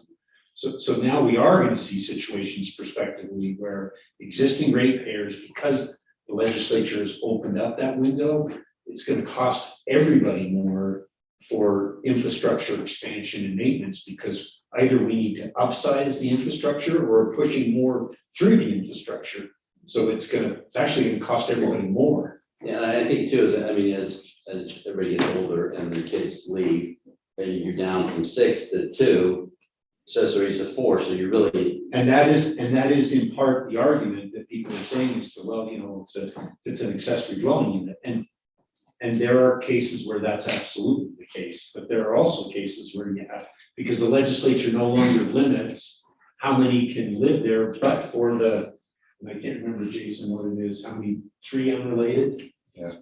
So, you know, you could have technically two brothers and their brothers and somebody else living in that unit, couldn't you? And what's the total? 3. So you could have up to 3. Yeah. So you could actually have more people living in accessory dwelling. So maybe we look at the, Residential. how you guys came up with that, maybe we say. I'm just saying somebody has to pay. It's just how do we appropriately assess a fee? Do we assess it across all ratepayers, regardless of whether they have an ADU or not? Or do we selectively look at assessing the ADU owners a little more?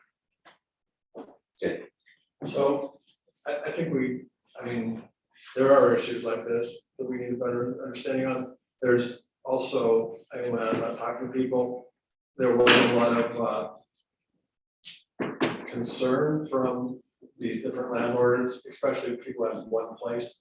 Then there's a whole issue of impacts and all the rest, and there's a whole issue of parking, which seems to really be the constraint to these separate units, right? Yep. And so that all kind of needs to be talked about and looked at. So we should do that at some point in the future. I don't think we're gonna solve it today, especially doing it. Yeah. In fact, those are. Just really good. SB 34 plus is going to be addressing accessory dwelling units on the state level as well. So there will be some state law changes that you'll need to review and look at implementing. But for example, the issue of impact fees right now is in front of the legislature, and part of what we're hearing will be proposed is cities will not be permitted to charge impact fees on accessory dwelling. At the same time, though, given what happened in last year's legislative session, cities can no longer legislate or require more than one off-street parking stall per accessory dwelling unit. So there's a situation where you're absolutely right. You know, we have a definite problem with parking, and we have had essentially our tail or our wings slipped as it relates to our ability to enforce that. Because we had the ordinance in place. We did. And our ordinance was significantly more stringent than what is currently. It wasn't 3 parking and, no, it's It 1. was 2, wasn't it? Accessory parking? Yeah. No, but. No, you was. What was it? A formal It was always been 1. one. I thought we lost one. 2 required for the main and 1, yeah. Yeah, so 3, I basically. thought it was more. Oh, yeah, 3. Okay, so it was 3, okay. 3 total. That's right, you're going 3. Okay, so That's what we got. I did get an answer from our treasurer on the collections, the amount sent to collections, we collect just over 35% of what's sent to collections. okay. I mean, what I'd be interested, I'd like to have this whole conversation ahead of time and go a little bit deeper. But what I'd like to see is the net of, because we are complicating people's lives with these different roles and their landlord, the whole thing. And so that was a lot, there was a lot of people complaining about that. Yeah. So I just want to dive into the numbers and say, okay, well, this is what we're collecting, this is what's costing, I mean, this break-even situation, are we really getting ground? Anyway, but that's for another day, right? And that actually was bring up one other big part of that was prior to that, 85% of landlords already were required to have it in their name. So we were tackling the next 15%. So that's one other key number. But I definitely agree this is an issue that isn't going away. It'll continue to be talked about. We want to make sure you feel confident that, hey, we're fair and we're giving a good solution to the entire community. Sounds good. Thank you. Thanks. Yep. Can I do a quick shout out? Thank you. Sure. I love this banner that you guys put on the water tank. Did you guys, and I emailed that we got sent out, it has like what our area of focus, the 2 areas of focus that it's addressing. It lets everybody know, hey, what's going on? Why are they digging up that property, you know? Well, that was good. We do the same thing with our Hillcrest Park. When we start doing work on that property. Okay, so let's break to grab some food. We're gonna have to be quick because we've still got quite a bit on the other side of this page to go through, so.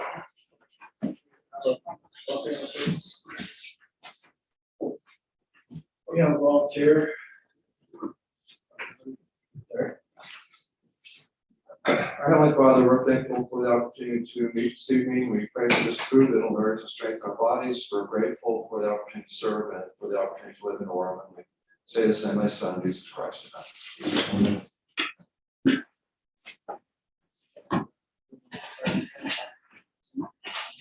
One second, I'll have this all ready.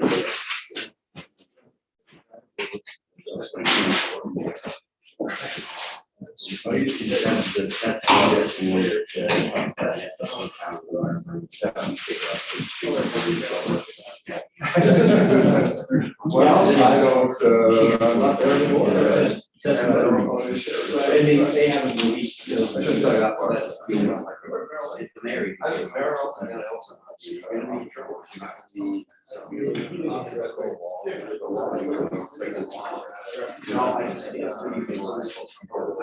So within the framework of SB 34. They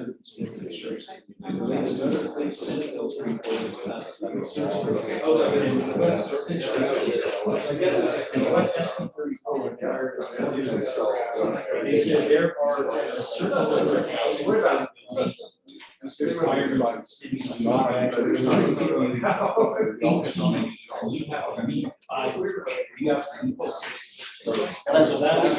we're talking about. So where are we at? We're gonna be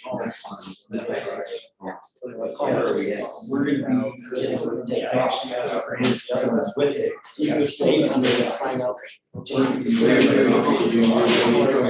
in very, very.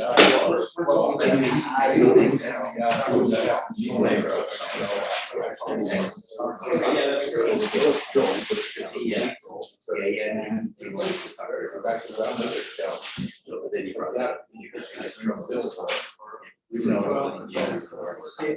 I was, the way it's trending by the legislature, it's going to be more difficult. Current language, we know it's still there. Now is focused more on, okay, you said that we're doing this and this and this. Now we want to see the results. We want to see what has been tried. Sarah,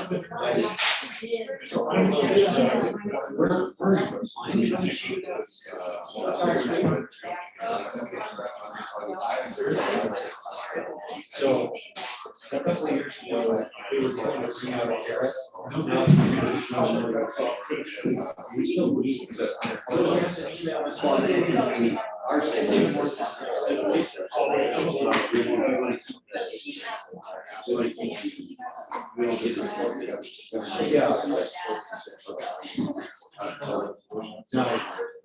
That's not universally shared. There are some legislators. You can record it. It says, you are a transit student, you are going to be required to have certain, essentially certain requirements in and around the density around it. But so you have to have a plan. We have to see the building. That's pretty cool though. Back to different administration report. We have to put that in. I don't know. So,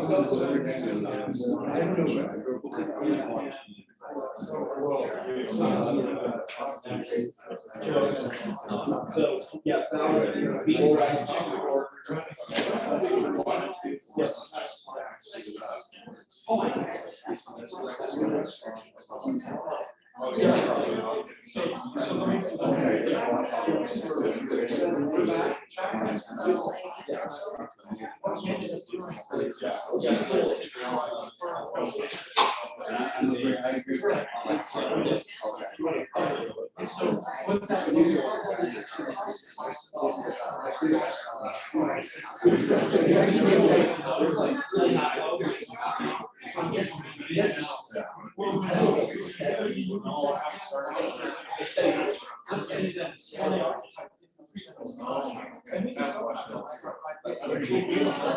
So we kind of almost consider that looking at the maximum that the.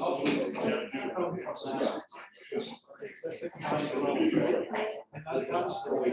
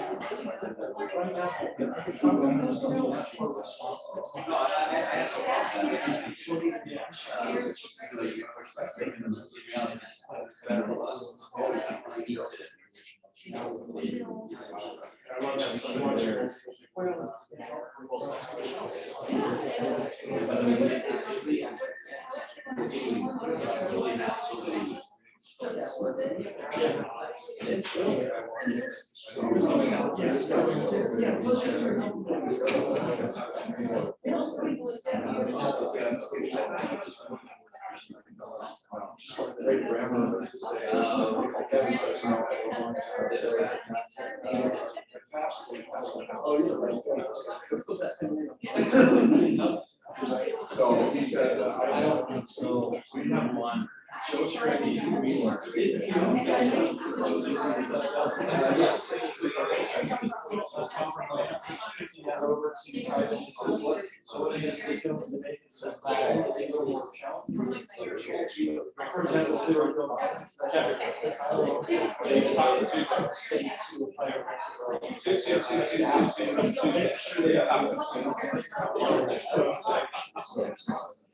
So he's not a favorite.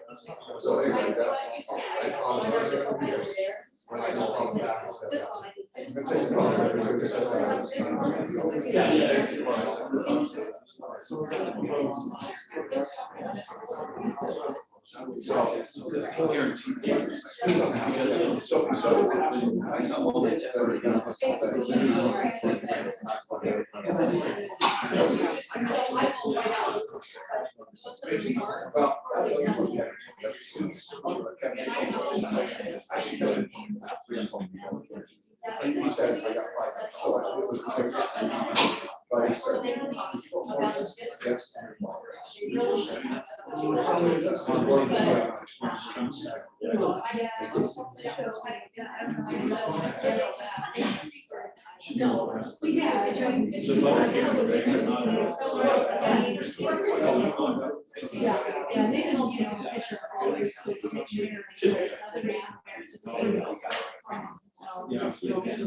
I understand. Recover from Sunday.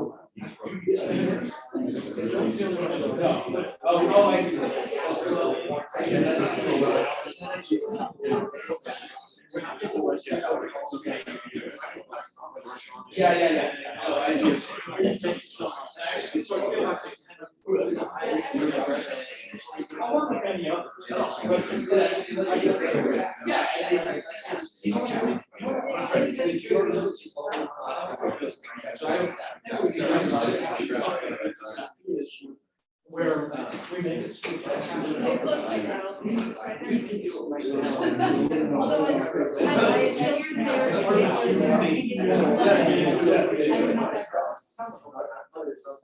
That's what we got. Do you have any of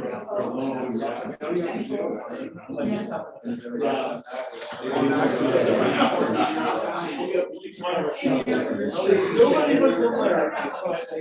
Nobody needs to expect this. I had some. This is the time.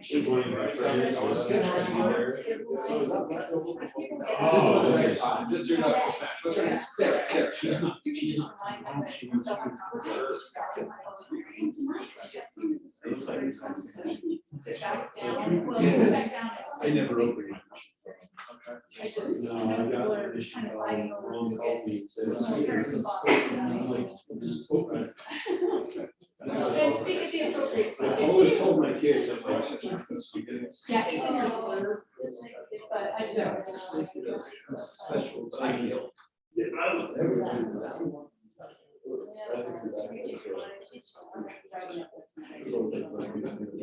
I applaud her for having that one, and I'm not sure I could.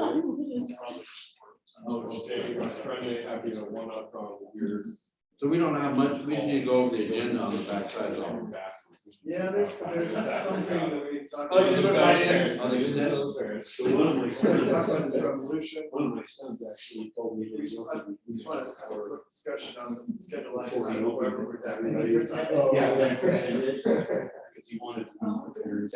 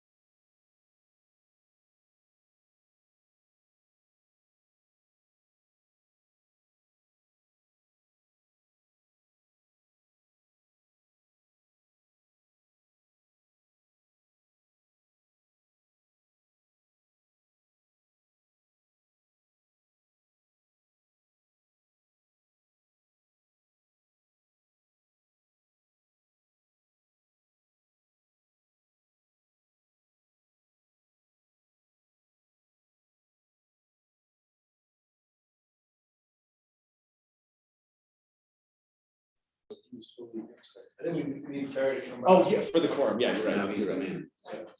Is Jeff on? Is Jeff on? He said. No, he's not on. Unless we do something about this much. Oh, wait, just not- My guess is he saw an hour window though. Wow. That's what. You got Yeah, you're right. So the question is, So Stephen, I'll tell you what the outcome is when I find out. Yeah, no, she'll love to hear that for sure. It may not be till Thursday. Yeah. I might wait till Thursday. Uh, So then she was texting me like, did your meeting time come tonight? Yeah. I'll Oh, yeah, that's right, because she's at Utah State. Yeah. Down to the airport. We were in Montgomery. So when I got called to Provo, there wasn't much of an audience, and I was really glad, because that singles ward had just come out, when they get called to Boise, and everybody's like, oh. So the Provo call was very similar. Well, I got called to Southern California, which within 20 miles of where I live. Yes. Oh, which one was it? Which one? Okay, yeah, Richard Manning, a former finance director. It's really tiny position, right? Yeah. Just.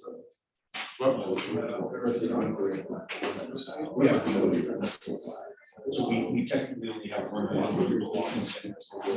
So in some cases we'll have.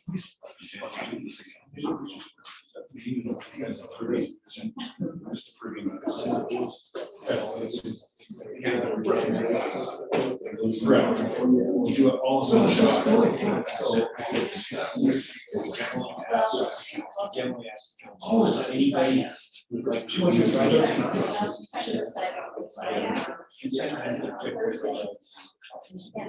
So we need to want to review.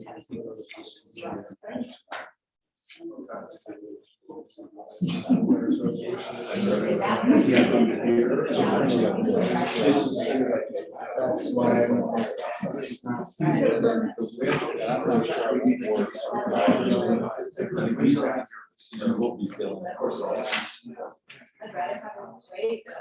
Oh, I'm sorry. This is our. I'm not resource.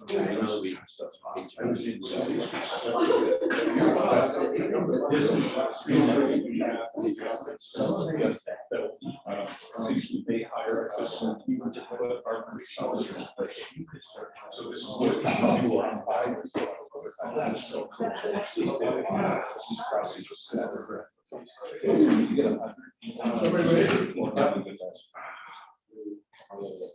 we're good. Let's go ahead. Let's go ahead and start back into our meeting. We're very limited on time, so we're gonna have to go fairly quickly. We've got consent items. We've got approval of the meeting minutes. We've also got resolution authorizing the mayor to sign an agreement with Alpine School District to provide for joint cooperative action in regards to having a school resource officer in one of the schools. And that's just where essentially Alpine's hiring our police and working schools and just doing that. that's what we've always done, right? Correct. It's just a reimbursement agreement that we're renewing with the students. Is that every year? I think it's actually. Yeah, it's for a 1 year period and then it has an evergreen clause that renews every year, but the school district, of course, is looking at budgetary issues right now, so. And because we closed, because the school district closed the alternative high school, the amount changes because they were paying us historically for an officer down there and now they no longer have that. But it's inflation. We need that. And there is an escalator in the contract. There was an escalator in the contract, there is no longer an escalator in the contract.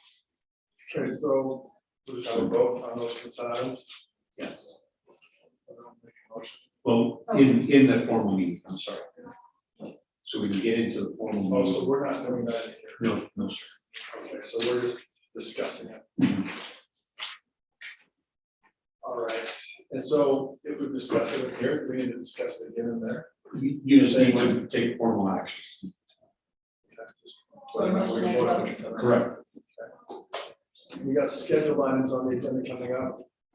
We've got these different appointments, the library commission, appointments to beautification, appointments to planning commission. Essentially, there was some confusion as far as the process that follows versus what we're talking about doing going forward. And so these have been redacted, I believe. But we, So, go ahead. yeah, I'm sorry, Bessie, I think what we'll do, if it's okay, is we'll entertain a motion to continue those to the next city council meeting. So you mean 8.1 or 8.2? I think 8.1, 8.2, and 8.3, is that correct, Mayor, or were you gonna go forward with the planning commission? I think. The planning commission were pretty Okay. So 8.1, 8.2. Okay. That one was just. We're just gonna continue it to the next city council. 8.1 and 8.2. Yes. Okay. Jesse provided a feedback as to how we'd like to proceed as a council in the future with these appointments, and we don't have any concerns, so we're just happy to follow the direction you'd like to go. What Heather and I suggested is we send an email to the city council saying, here's the way that it's being done now, here's the way that it's suggested. What does the city council want to do, and let them decide in a work session what they want to do, so there's no confusion about it. There's no really preference to anybody in the room, it's just whatever the city council wants. Okay, so we're gonna talk about it. Next working session. Yes, but if we do that at the next work session, will you still be comfortable going forward with these appointments at the first meeting in March? Or do you want to just continue it and then we'll decide when the I process is? think the issue with these appointments was that no one had a chance to know where they were or talk to Sure. them. And so if we can agree that the council can talk with them and kind of narrow this down, is that okay?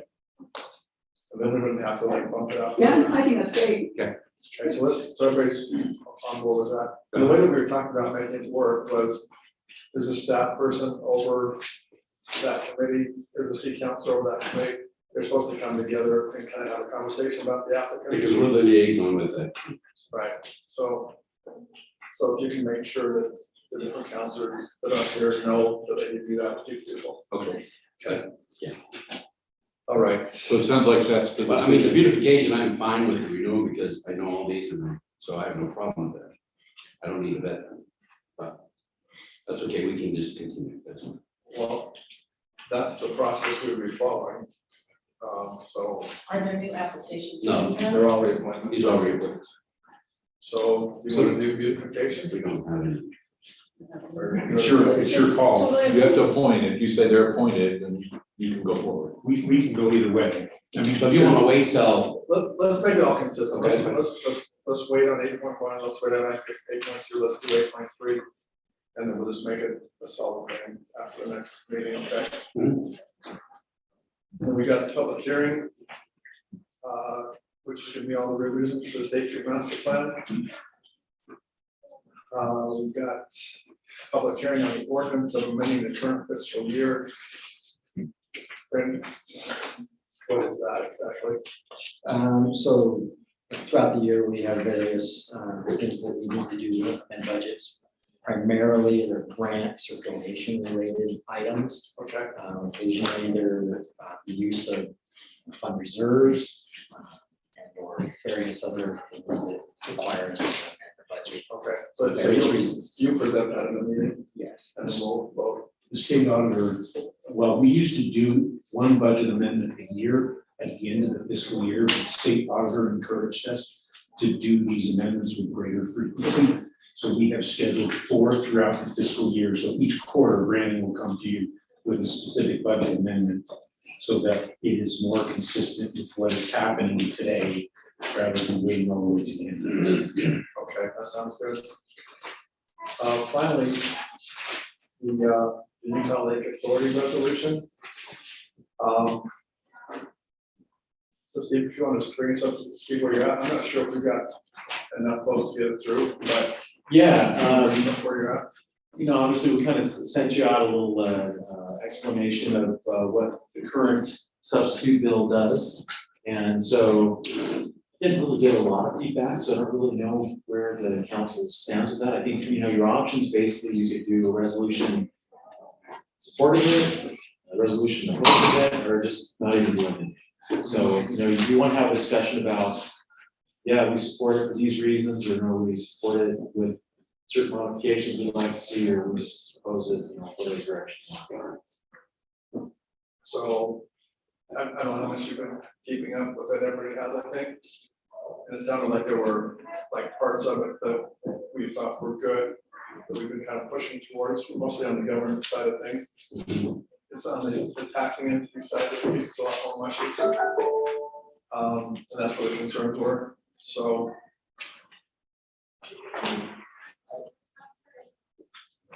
Yeah, it's really difficult because I like some parts of it, but I don't like other parts of it. Yeah, and there's nothing that says you have to do a resolution. You know, we could continue just to work with the sponsor of the bill to try and get the changes made that we would like to see. You know, we don't have to do a resolution to do that. Maybe at this point, maybe that's the best option, is just not to do anything. I appreciate, I mean, I communicate with you, you've told me that you are communicating with, great grammar and, you know, I appreciate what you're doing there. I think you're communicating well, kind of the feedback you've received from us in the past meetings. That's kind of where I am. I like the lobbying effort that Lawrence is doing right now with him. You know, and it's by no means just us. I mean, there are a lot of people out there, I think, you know, and probably we're more engaged than we are, and so, Yeah, which is great, so. I just think it's another tax. And I just don't- Yeah, I talked to Kevin Stratton a few minutes ago. We've been changing planning phone tax today. He voted against it in the House. Was it for that reason, because of the sewer? fee? He doesn't like a separate tax unit. He doesn't, and he says that this, and I said, can I quote you, Kevin, because this will be public? And he said, yeah, sure. He said, and he was asking me kind of what the bill was. I said, well, I don't know. He also said the lake just doesn't belong to Utah County. It's it's something for the whole state. And so, but he has a concern about the taxing entity and that whole structure. And I was opposed to, and there's a lot of other things he was concerned about. So, and I agree with him, by the way. I'm not interested in doing a resolution. I mean, there may not be a real strong reason to do one right now at this point. Yeah. So, I mean, if you want to give us direction on, you know, changes you'd like to see and, you know, things you'd like us to work with Brady on to try and get changed, we're happy to do that. So maybe that's the best approach at this point. Good. So how would we approach that? Well, you can either have a discussion at the meeting or we can just do it, you know, privately. I mean, I think what we've represented to us is strict taxing aspect of it. Right. Yeah. So I think our marching orders would be to have a conversation with the bill sponsor or maybe others that we have concerns with the taxing, taxing aspect of it. Okay, so should we just have a discussion about that in there? I don't even think. If you're okay, If that's what your main concern is, then I think we understand that, and we can approach Brady again and see if there's anything we can do to improve on that provision. I mean, is your thought mainly that you just like that to go away entirely, or? Well, I understand that for it to have any kind of impact, it's gonna have to have revenue to make it work. It's just as the revenue side get crazy, or is it something that actually is a manageable situation? And so my biggest concern is just, it has been for the last while, this has just been moving so fast and changing so quickly that I'm not sure exactly what I'm supporting or not supporting. And I mean, what I'd like to see is I'd like to see it get pushed into next year and have some time to actually work through it now that all this has been sifted through. And have a bill that everybody agrees on and everybody thinks is great for the community. That's kind of where I'm at. Yeah. But I recommend maybe you just do a motion to continue this issue to the next city council meeting. And if you feel like you need to call a special city council meeting to do a resolution, you would do that also. The next city council meeting, the session will be over. Yeah. yeah. I don't- Yeah, that's what I'm saying. If you want to really do a resolution, you could call a special city council meeting. I don't think we've got enough clarity to do a resolution. Yeah. Really, because we're gonna split, we got some solid. Yeah, and quite frankly, you know, like you said, there are parts of the bill that are pretty decent for us right now, and maybe a couple of things that we'd like to see tweaked. But maybe the difficulty is we're not exactly sure how they ought to be tweaked, or what's the best way to tweak them, particularly with this, you know, this fee, how you structure that. Right. Ensure that it's, you know, something that's accountable to the voters. I think that's the biggest thing, Right. so. So What does the mayor specifically do about that resolution on the schedule item? Just, Continue it, we're, Or pull it. just pull it, just say we're not considering this. we're pulling it off the agenda. Set by motion. Is that what you asked? Or do you want to talk about it in the meeting when we pull it, or do you want We to? just pull it off now?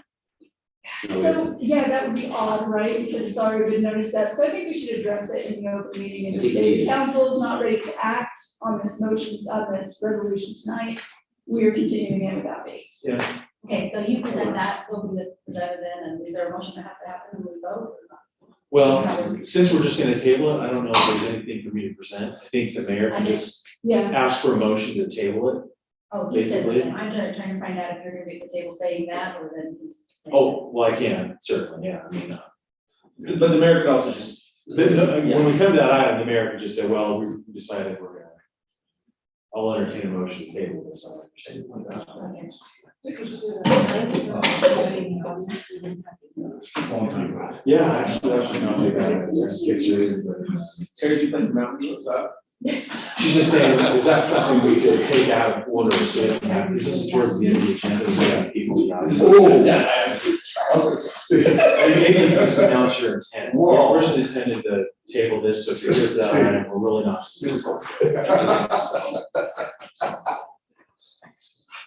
Yeah, the only other benefit would be if we just have a short discussion about basically what we're talking about right now. Yeah, if you want to, certainly. Because I think, if we just straight up table it, I don't know, actually that sense, whereas if we have a short 5-minute discussion about it, Okay, then at least people know where we're coming from. okay.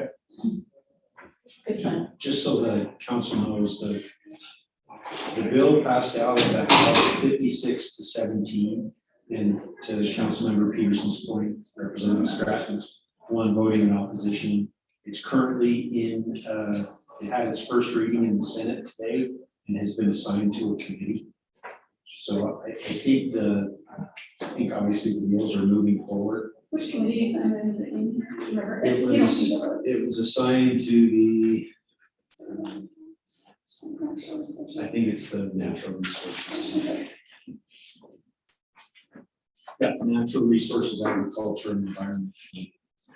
So if we have a short, short discussion, just kind of summarize this.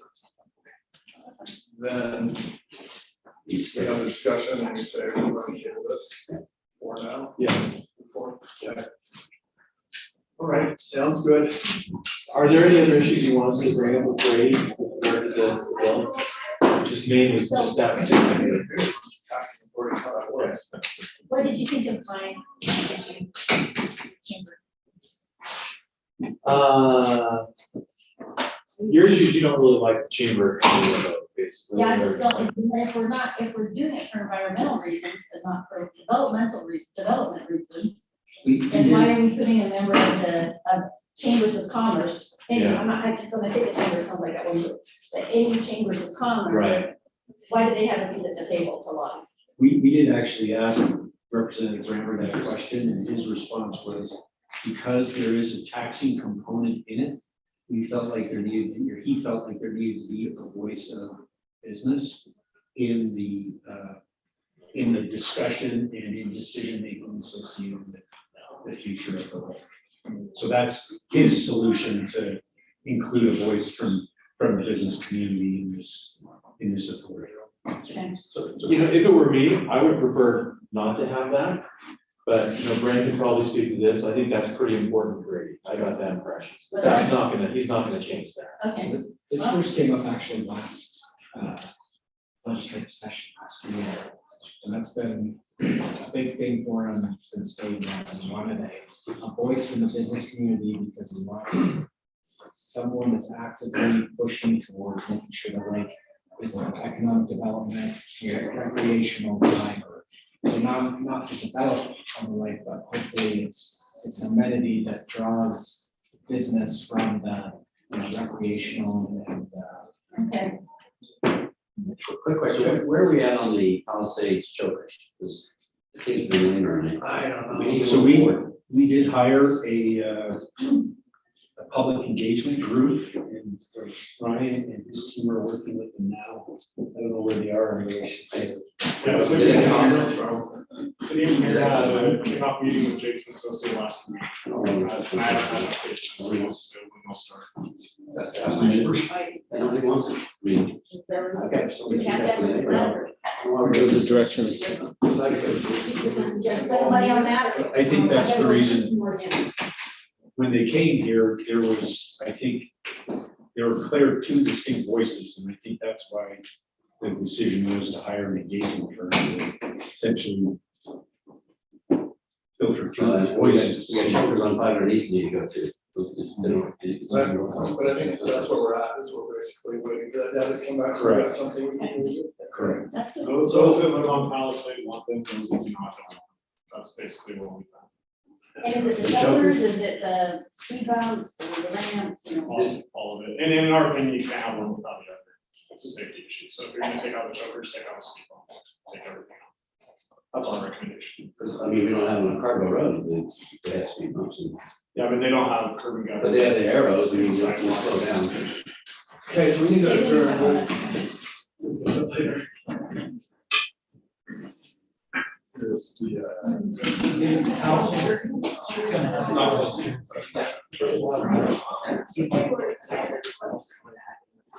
I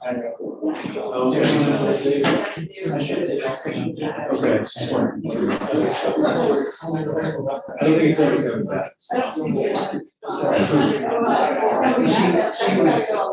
She was pretty. Is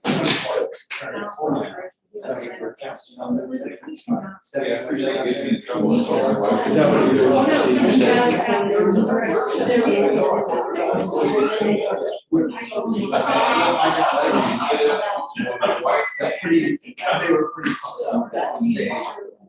We're able to. Obviously, it's not something safe for them. We'll be sure to take a photo when they want. just in case? Details out.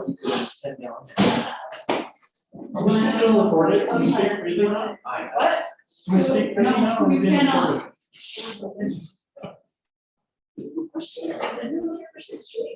We brought popcorn in there. I'm done though. For bear. I'm gonna throw popcorn at that.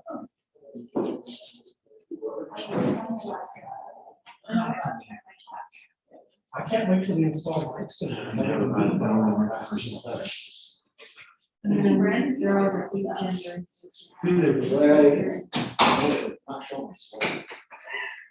I'm gonna go in there and just, I don't know, this is therapeutic. Therapeutic, isn't it? How so? I don't know, just, it's comedic.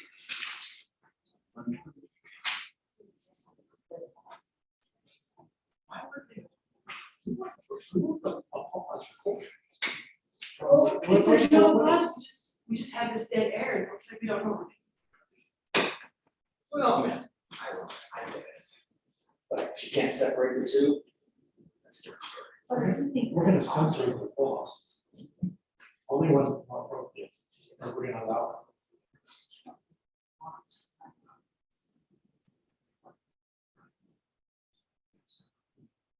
See what your thoughts were. First day. Feedback. Yeah. I'm so isolated. I mean, I'm not, I'm not doing what? I didn't, other than observations on the outside looking in, and so I got first-hand knowledge, of bringing boys to tears, snooping around, and finding out. All of those, so I put my comments, as far as what I have been told from the side, so.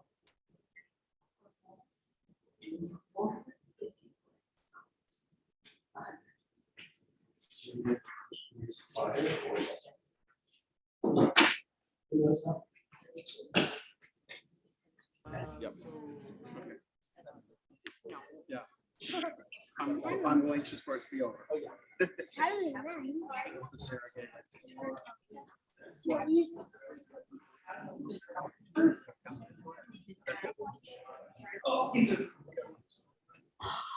Really? At the counter.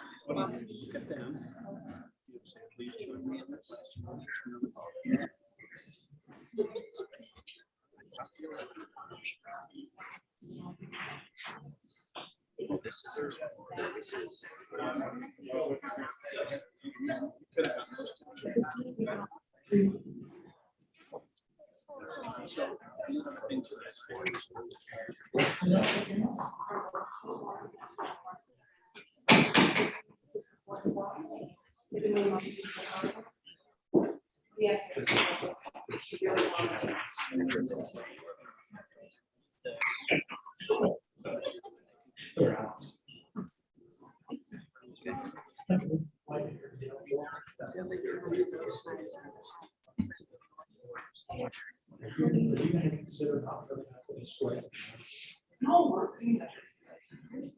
How do you go back? What else is there? Well, we did all this too, and we did that, yeah, they said we did that. Obviously, it's so hard to build this like. We'd like to call this meeting to order.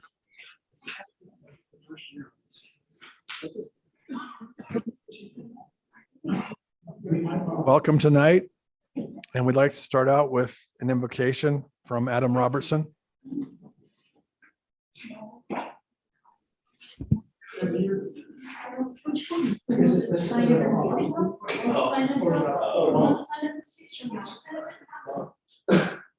Little frustration, just a little.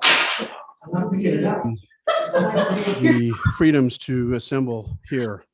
We're grateful for this beautiful city that we live in and for these leaders we've elected to help guide our city. We ask thee to bless them this night, that they will follow thy inspiration and that thy spirit will be here in this meeting. And we ask for these things in the name of Jesus Christ. Amen. Thank you, Adam. Next, we'd like to have the Pledge of Allegiance from Beckham Robertson.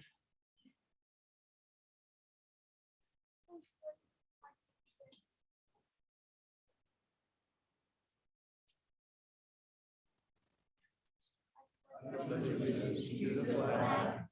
the United States of America and to the republic for which it stands, one nation under God, indivisible, with liberty and justice for all.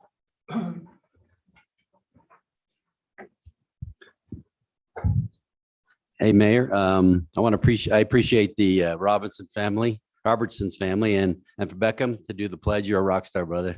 So we appreciate your family and all you do, and your little brother too. So thank you for your support. Thank you. Next, we've got an opportunity for the citizens to come up and make personal appearances. I just need to clarify something on this. So the way this is supposed to work is if there's something we're going to discuss on the regular agenda, which we're going to discuss all the changes in the State Street Master Plan, and we're going to vote on that tonight. And so anything that whole conversation you'll be given time to come up when we're talking about that and make public comments. And then as far as the initial comments before we go into that, we're just going to have a chance for people who want to talk about something else, other issues. So initially it will be other issues, and I've got a list here.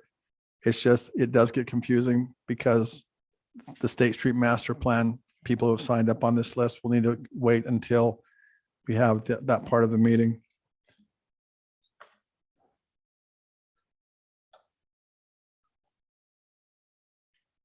So let me just read through this. Time has been set aside for the public to express their ideas, concerns, and comments on items not identified as public hearings on the agenda. Those wishing to speak are encouraged to show respect for those who serve the city. Comments should focus on issues concerning the city. Those wishing to speak should have signed in before the meeting. And please limit your comments to 3 minutes or less. And as far as that goes, you do not have to talk 3 minutes, and if you can do it in less, that's great, because there's quite a few people who'd like to speak. Now I've got a list here, and I'm just going to go down it in order of people who want to come up and make public comments. So the first person on this list is Samuel Fisher.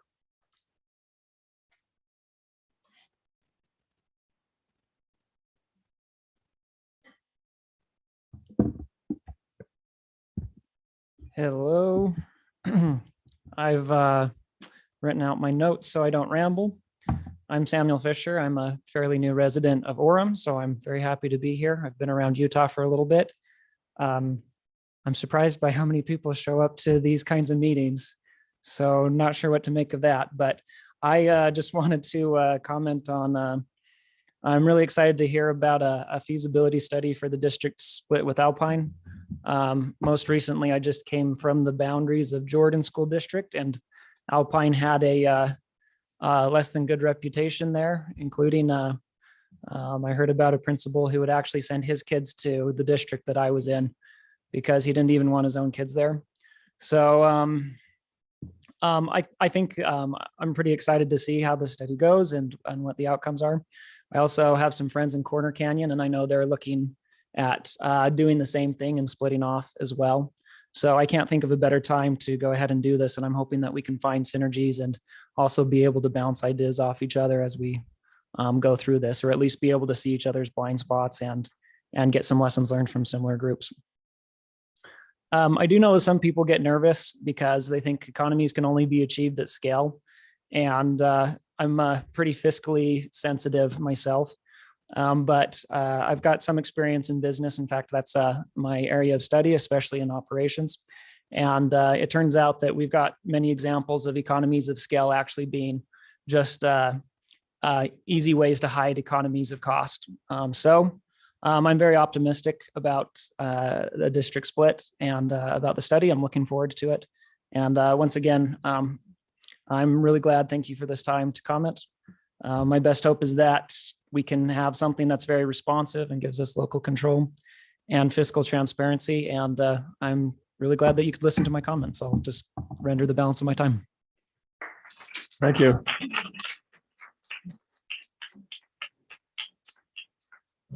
Next, we've got Aaron Davidson.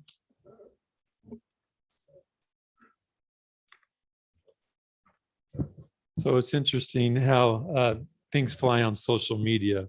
So I talked 2 weeks ago about my situation with the Alpine School District, and there was this flurry of information that a lot of people that oppose this split are going to be coming today. So I thought I'd come again and reiterate my point, because since the last time we met, I did have a hearing to dismiss my charges, and it was not dismissed. So I am going to have to go to trial because we were locked out of the school board meeting as parents who had an opinion that they didn't want to hear.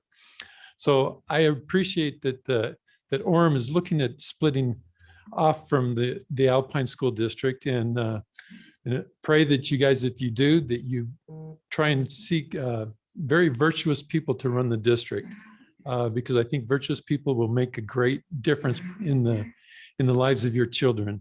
Right now, I'm encouraging people to homeschool, because right now that's the way to go in Alpine School District, because of the people that are in there running the Alpine School District. So yeah, I do encourage you to, you're not going to do it as of right now. You're just looking to see if it's beneficial. So yeah, I do encourage you to support the study as to the separation from the Alpine School District. Thank you. Thank you. Next on the agenda is Linda Messmer.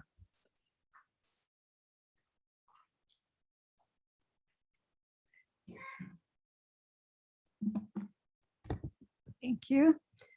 Can you hear me okay? Although this did not originate with me, I was asked a question when the news of the feasibility study came out. Could we have a petition? So tonight, I am standing here to represent 127 people who have signed a petition, and each one of you have a copy of that.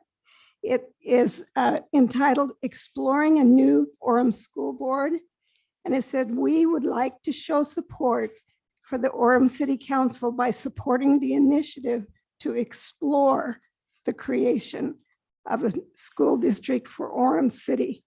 This study would allow better insight into how tax dollars are spent and the amount used in the schools in our city. So I thank you. Thank you, thank you, thank you. We appreciate the time that you spent away from your family, hours and hours. We do want to thank you for this initiative. Thank you.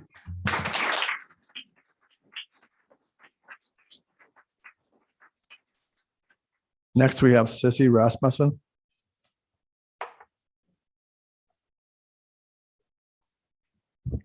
Hi, I've lived in Orem almost 20 years with my husband and 6 children. My kids go to our public schools, and I'm a volunteer and a substitute teacher at our public schools. I'm here again with concerns about the school district study that Orem City is undertaking.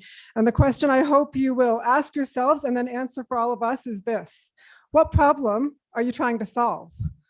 After you name that problem or problems, I hope you will then seek out the context and the backstory. The issues you might seek to solve with an Orem school district may not actually be issues, or may be worse if you split from Alpine School District. For example, several years ago, my kids' school, the one we had attended for 12 years, Hillcrest Elementary, was consolidated with Sarah Park to form the new Centennial Elementary, where my kids still go. Some people were very upset about this change and saw it as unfair or as the district destroying Orem schools. And I initially felt that way as well. Then I started asking a lot of questions and attending a lot of meetings. Actually, I found out that these 2 schools had shrunken to incredibly small numbers, to the point where they couldn't even provide some services that were standard in other Orem schools like Cascade, Orchard, and Foothill. In its last year, Hillcrest was almost half the size it was when my own husband went there in the 1980s. In its last consolidation actually saved money and increased services while giving us a brand new building. And you really should come see Centennial Elementary. It is a jewel for Orem City. This was the right choice, and the vast majority of the parents in both schools supported it. So in this case, some people would say there's a problem with closing Orem schools, but further study shows the reality that the district strengthened those schools and made the financially responsible choice without costing Orem taxpayers more money. As you think about what problems you're trying to solve, please reach out to our elected school board members, Ada Wilson and Sarah Hacken. I've actually heard that some of you have already done that. Thank you to Debbie, who's not here, and to Lene for reaching out. I hope all of you will talk to our elected school board members and contact them frequently. They're the people that we elected to be the experts and caretakers of Orem schools. This feasibility study is moving forward, and it will show what the district study shows already. Creating an Orem school district is possible, but it will result in substantially higher taxes and far fewer services. And I know this because 4 years ago, Orem City Council at that time invited the district to show them what it would look like if Orem City created its own district. And it was very clear: higher property taxes, as much as 25 to 30%, and lower services. So ask your questions now while we're waiting for the study. Get the context now. This will help all of us make the best decisions for our schools. Thank you.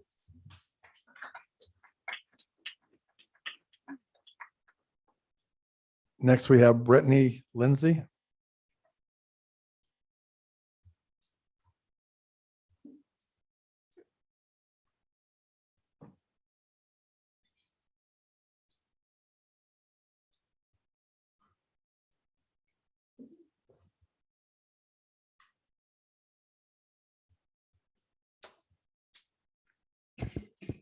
Yes, I encourage you to contact those school board members and let them know that it was very wrong of them to lock out parents of Alpine School District for over 7 months straight, who were concerned that their children were being forced masked, forced tested, and forced quarantined, and being locked out of school board meetings like we were garbage.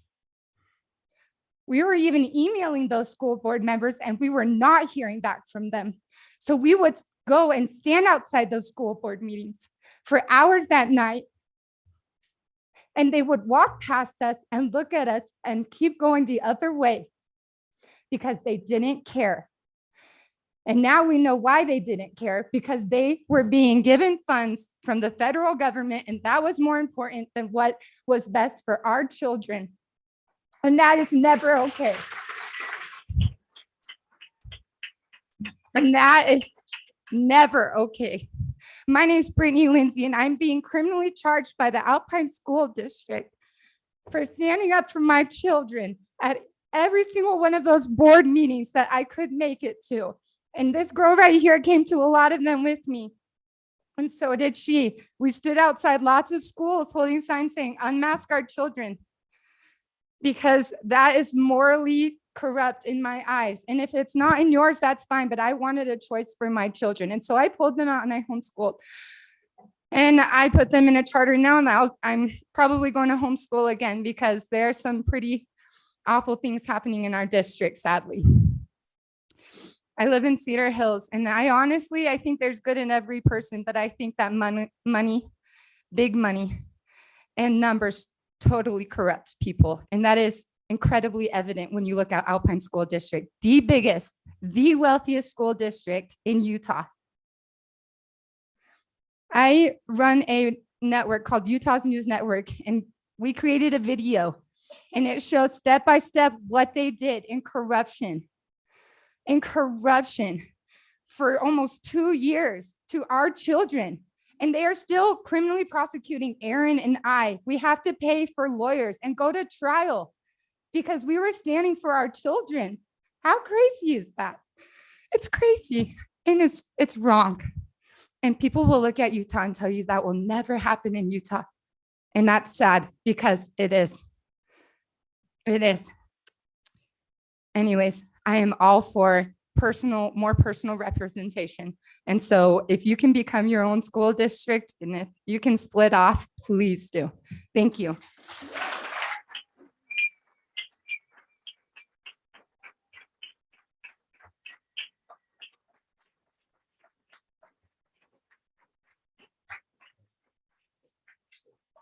Thank you. Next, we've got Julie Walker.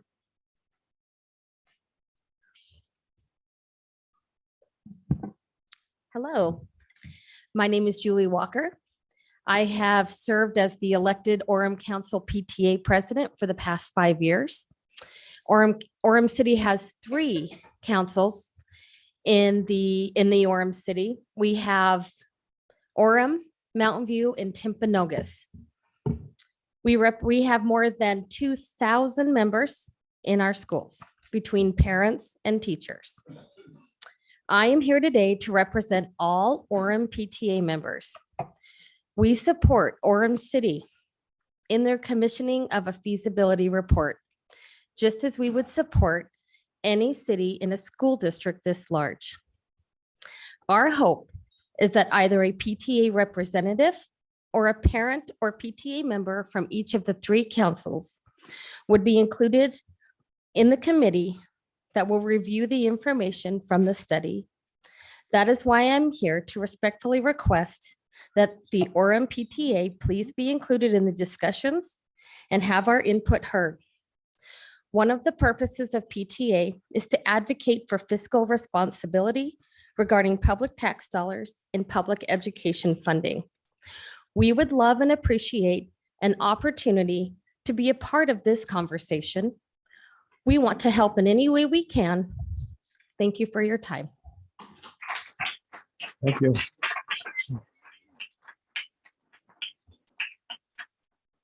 Next, we have Jill Barrick.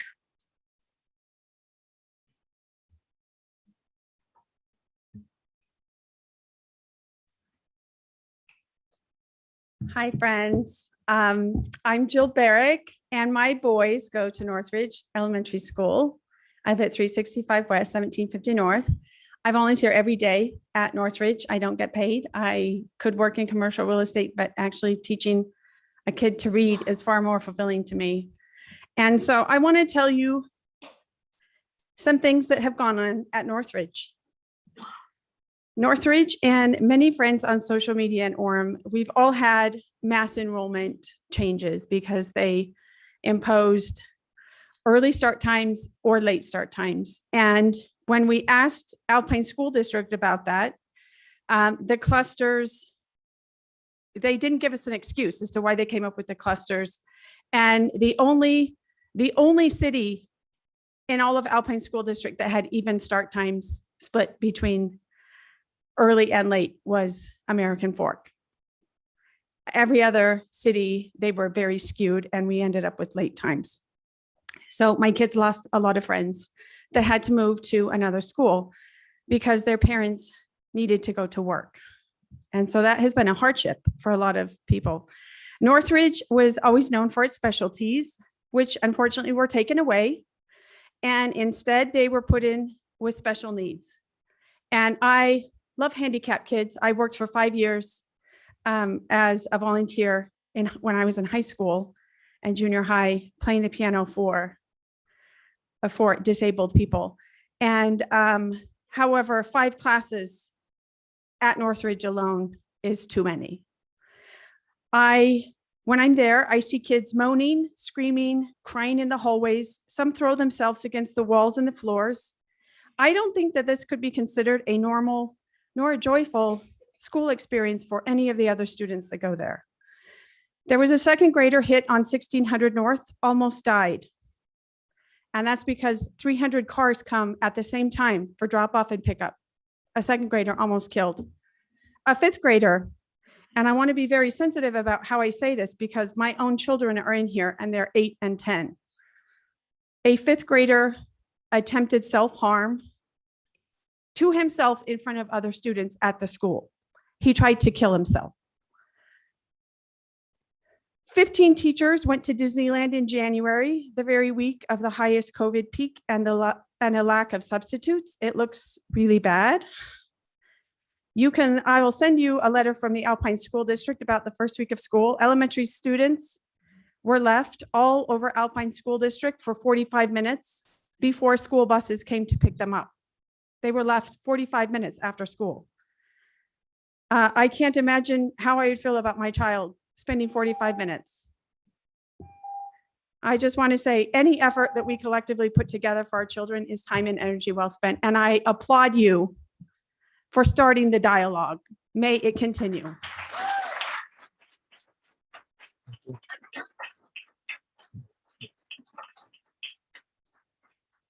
Next, we have Greg Brow.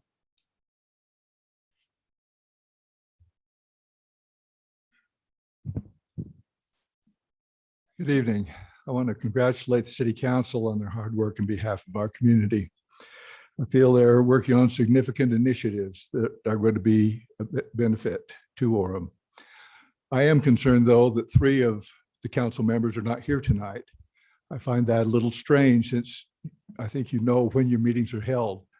And so they obviously made choices to not be here and represent their community, and I'm concerned about that. I support the initiative to have a current independent review of the Alpine School District and the advisability of having a separate school district for Orem. I don't have children in school. My kids are out of school, but my grandchildren are in school.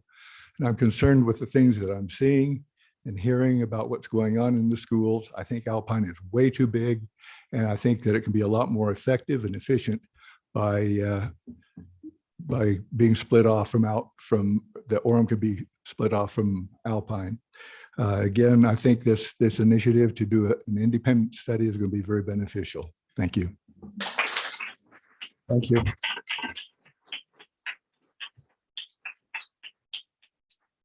Next, we've got Cheryl Finch.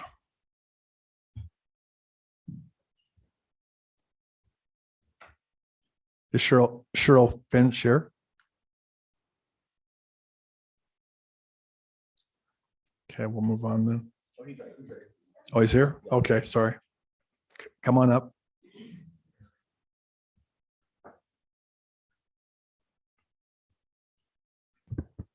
I think I'm on the wrong meeting, but I'm Cheryl Finch. I live on 334 North 800 East. This pertains to the police pistol range. I've maintained that place for years to keep it up, that area. Since it used to be one of the prettiest little places in Orem to go take your children for a walk or horseback ride. When the police department put up that fence farther down the road and took a lot of winter range and deer range from the deer and the elk, I called them to find out where they got their permission. No one seemed to know. I called the planning commission. They said nothing. They said, "Oh, we don't know."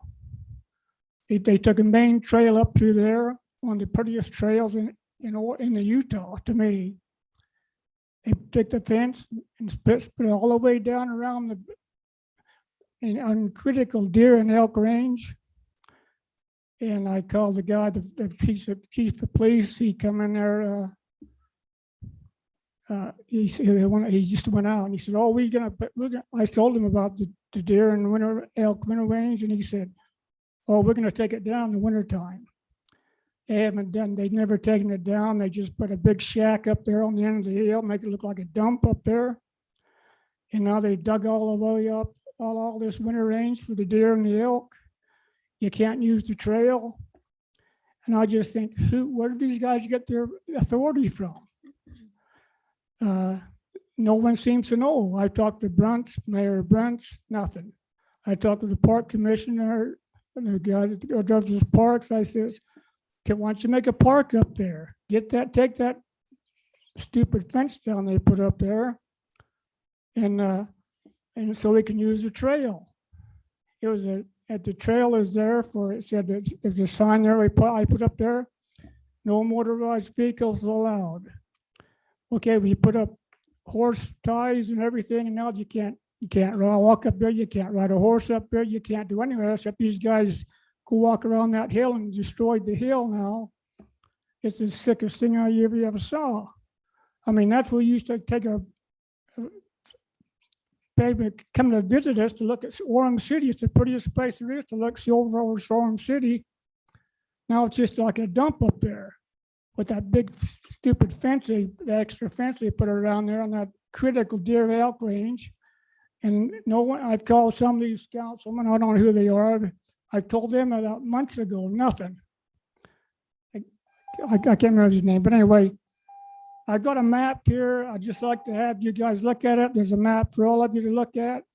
And when you kind of think it over and see what you think, because it's a nice, beautiful place and it should be preserved. And those elk and deer, it's just a sad situation. Go ahead and bring that up so we can, or give it to.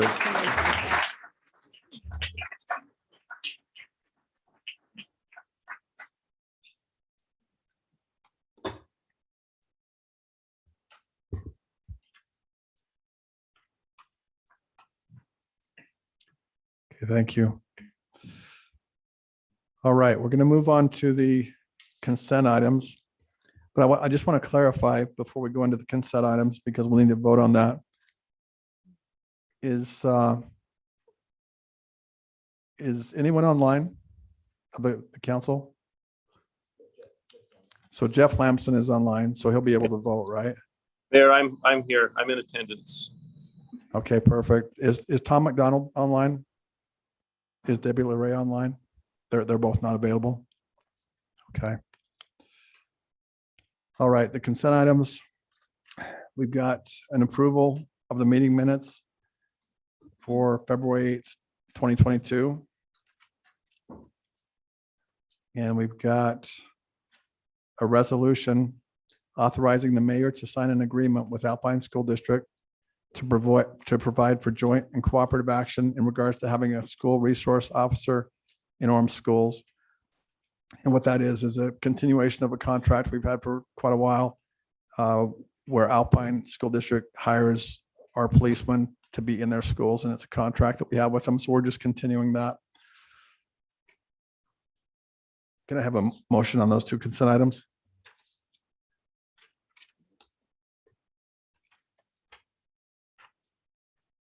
So I make a motion on the two consent items, Mayor. That, we don't need to have them on a schedule. I make a motion that they don't go to a scheduled item, that they stay on a motion. Second that. Okay, so we'll take a vote. Aye. Aye. Aye. Aye. Jeff? Aye. Okay, the motion passes. Mayor, I think you'd need now a motion to approve the consent calendar.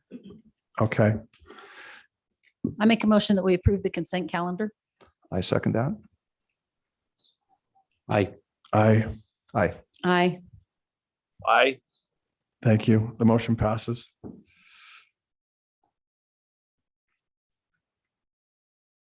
All right, moving on to the scheduled items.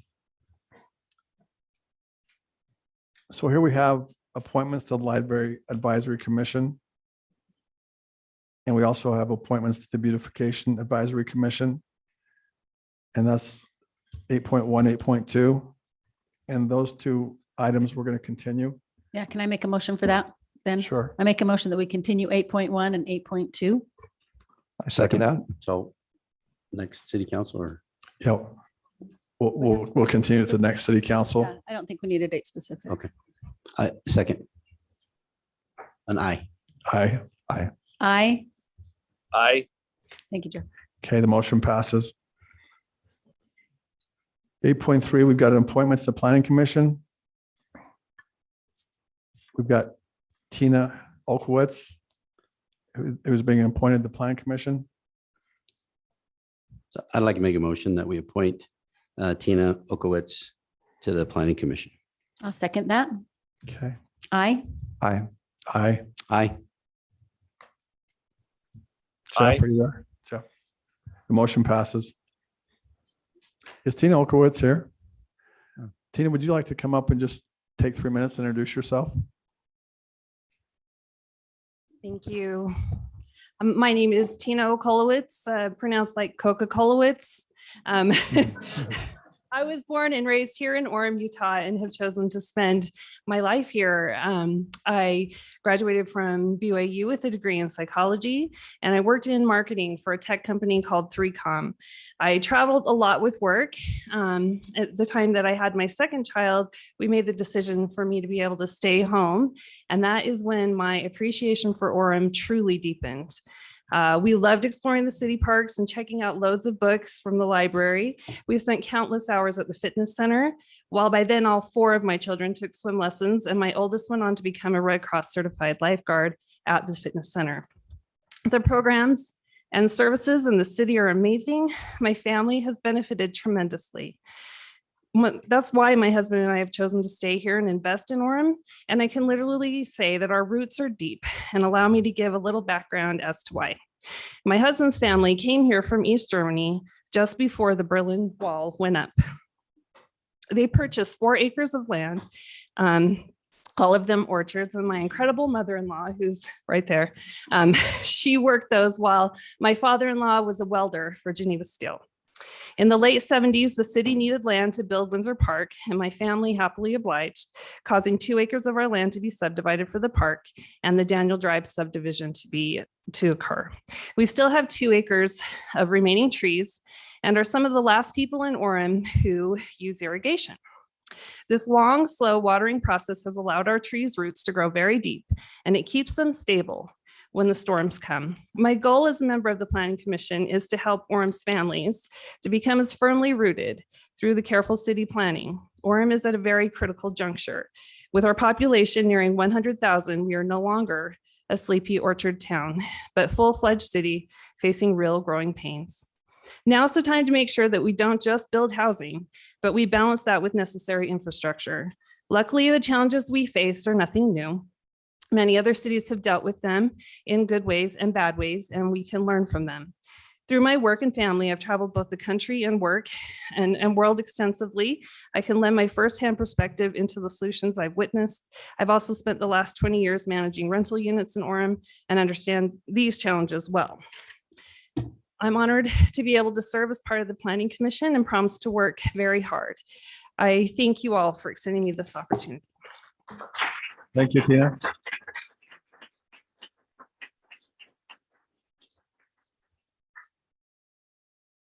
The next part of the meeting, we're going to have a public hearing.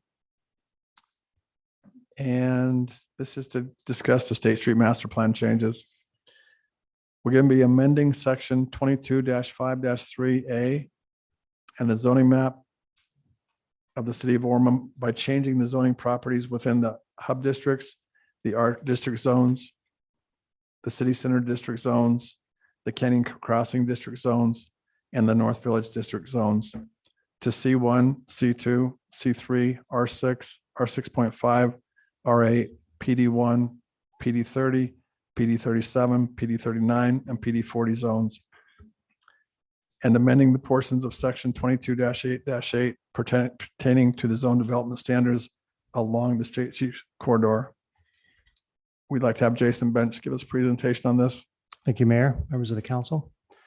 Tonight, as Mayor just outlined, we are proposing to rezone the districts. There are 5 districts along State Street back to the zones that, as mentioned in the preamble there, back to the zones that were existing prior to 2018.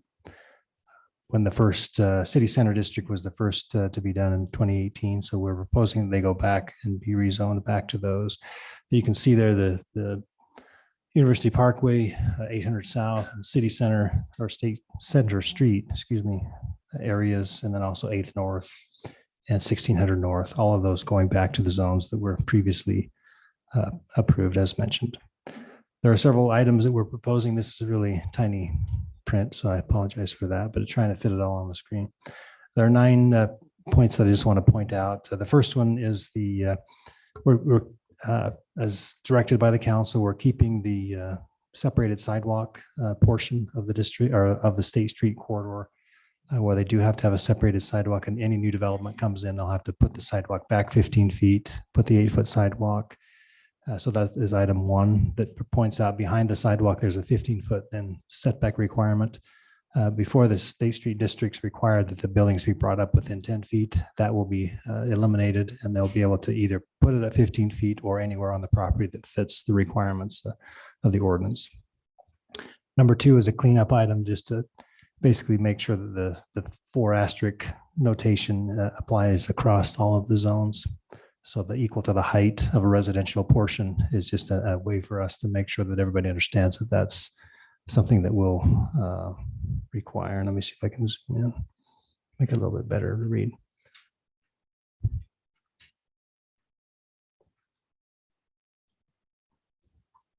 So this portion that you see here is simply being moved over so people can realize that that applies to the entire line. There have been some confusion over the years. The other one is that we'll basically require that the, let me get to my notes really quick.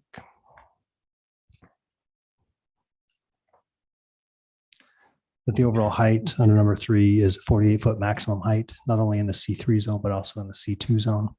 There is a limitation within 100 feet in the C2 zone of a residential zone that it can only be a maximum of 35 feet within that 100 feet to a maximum of anywhere in the C2 zone to 48 feet max height. Number 4 indicates the ability for someone to put chillers or air, some type of unit on the roof. A maximum area of 30% of that roof area can be over and above that 38 or 48 feet with a maximum height of 10 feet. So that's going to be modified for that. The rest of the items 5 and 6, and then 7 and 8 on the next page, and 9, all relate to the State Street districts and requiring different elements of them brought up to the street. That is no longer needed going back to the C2 and other zones. So we're proposing that those items be eliminated from the ordinance. The Planning Commission, well, let me go over this just to show you, make sure my cursor works. So this is the existing requirement, a 15-foot planter strip, 8-foot sidewalk, and then there will be a 15-foot requirement back of the sidewalk. And then in this example, the structure could be brought up to the street at 15 feet. In this example, they could put their parking out front and have the building to where they, whatever they want to put it on the site. This example indicates that 100-foot requirement.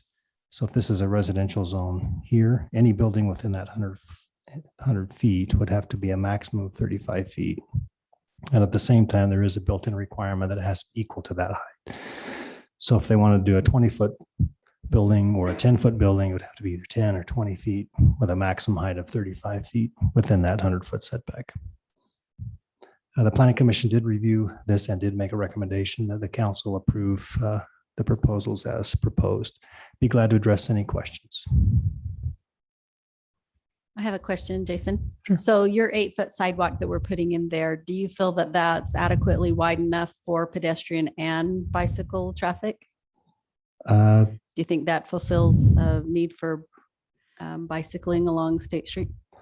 I believe so. I mean, the State Street itself will most likely, if UDOT ever does any improvements to that, the actual portion of State Street will be the bicycle path, but 8 feet is wide enough typically for pedestrians or bicycles if they want to use that, but typically they're required to be in the street. Any other questions?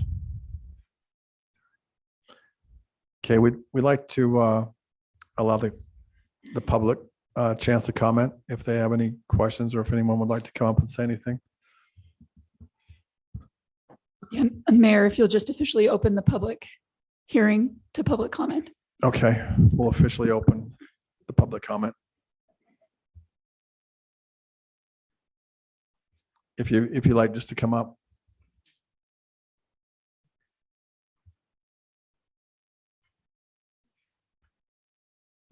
So if you could just address what you're really shooting for to change in our Orem. From what I understand, you're trying to make it less commercial, more of a bedroom community, lower the heights of commercial buildings, just more friendly to common people here.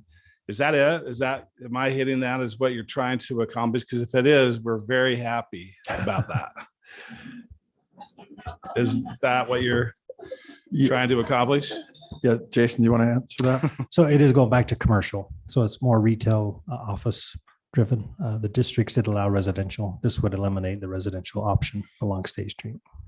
And Mayor, could I just ask that when individuals come up to make a public comment, they state their name and their address, and then all questions be directed to the mayor, who will then field those questions as directed. Okay, so I'll either answer the question or Yeah, as or direct opposed to staff Jason. to address, yes. Okay. Scott Swain, 465 East, 850 South, Orem, Utah. Okay, thank you, Scott. No, to summarize, to answer your question. Yeah. Yes, our focus is keeping Orem Family City USA and Yeah. doing whatever we can do to make it a great family-friendly community. And that is to, on State Street, there was a residential component where there was a plan to put 9,400 apartments on State Street and 20 to 30,000 people. And we felt that did not meet what we were trying to accomplish with Family City USA. And also with a ton of input from citizens all through the election. That was the feedback we got. So yes, that's been our focus, is to roll that back. And that's where Jason and staff have been really helpful in working with us to make that happen. Okay, very good. We're very happy about that. I think, I hope I speak for a lot of Orem.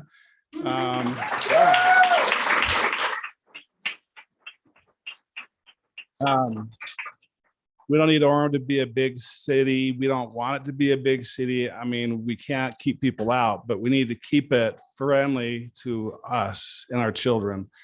And we appreciate you, Mayor Young, for attempting to do that. We know you can't undo a lot that has happened, but if you can put a stop to it, we would appreciate it. More parks, more open areas, more places that we can go out and be with our kids, try to keep our traffic as low key as possible. We would appreciate all that. So thank you very much for your efforts. Thank you.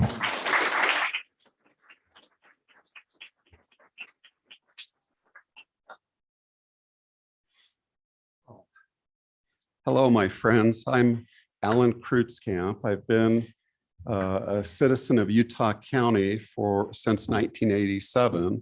Have lived in Orem for the last 28 years, and come from Southern California.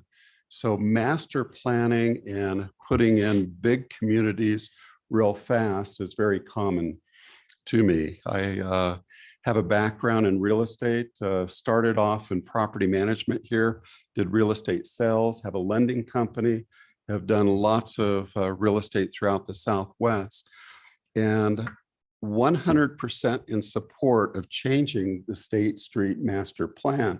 There's no way that we could put 20 to 30,000 more citizens on State Street. One of the problems is the infrastructure. The streets are already there. It would almost be impossible to widen them wide enough to even deal with the traffic, let alone the other issues. So I'm 100% in support of the mayor and the city council changing the ordinance and zoning on this. Thank you. Thank you. Say, Alan. Alan. Could you just state your address? Yes, it is 1435 North, 450 East in Orem. Thank you. Well, I guess I'm here to be the opposing opinion on everything tonight. My name is Sissy Rasmussen. My address is 930 East, 400 South, and I've already told you I've lived here a long time. And so my concern is, of course, I have a family, but what I've seen over the last 20 years is that families that live in Orem are so diverse. There are so many kinds of family. So when I hear family city, I think, who are you talking about? Are you talking about my family with little kids? Because definitely that's one kind of family. But are you also talking about the empty nesters who maybe want to downsize but don't want to leave Orem because they've always lived here? Or the students who live at BYU or who go to BYU and UVU, which basically, you know, really support our whole city? Are you talking about the people who are single, who are young, who work in our restaurants and in our stores? Are those families as well? And if so, where are they going to live? Because something that I heard a couple of years ago when there was a lot of upset about the student housing going in by UVU was, well, there are so many students in these neighborhoods, they're taking over. And so what student housing did was it diverted them so that those neighborhoods could open up to other kinds of family needs. So again, I'm asking, like, are we taking care of all the family needs here, all the different kind of families by just having a focus on single family housing? Maybe Mr. Bench can answer this. I remember hearing, through the mayor, of course. I remember hearing a statistic at one of the neighborhood committee meetings that I went to a couple years ago that said something like only 5% of Orem residents live in apartments. It's not like they're taking over. And so and the other thing that came out of that does my time get to start over if I get interrupted by like the rumble? No, that's something I'm sorry you'll have to deal with. So the other thing that came out of this neighborhood committee meeting that I was a part of, where the State Street Master Plan was presented, was there were a lot of differing opinions, but one thing was clear, and that is, Mr. Peterson could probably remember this because he's in my neighborhood committee. One thing was clear, and everybody said, there's a place for apartments. It's not in our neighborhoods. It's on along State Street. So if it's not along State Street now, according to this plan, where are you going to put the apartments that will definitely be needed for the future of Orem, as we have so many diverse needs? So those are some of the questions that maybe you don't want to answer right now, but just some questions that are going through my mind, and I know a lot of residents' minds. That's all. Thank you. So Sissy, I think the reason you got a rumble was because you stated that only 5% of Orem was apartments.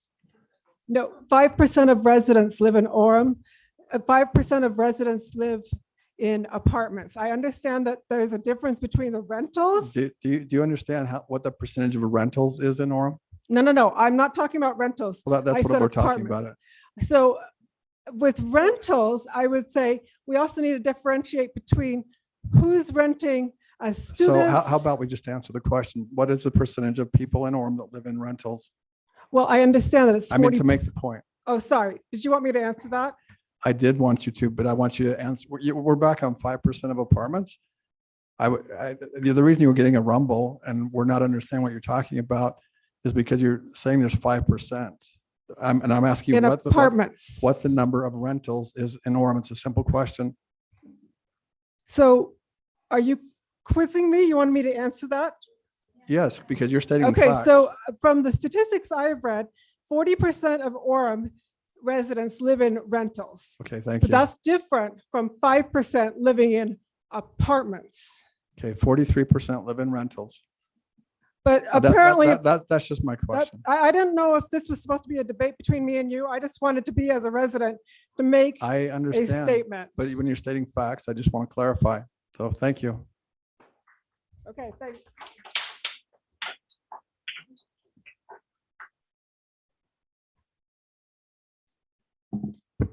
My name is Andrew Wilding. I live on 524 East, 400 South. I just want to make a comment, but I've lived most of my life in Utah County, but I've been a citizen of Orem for the past 8 years.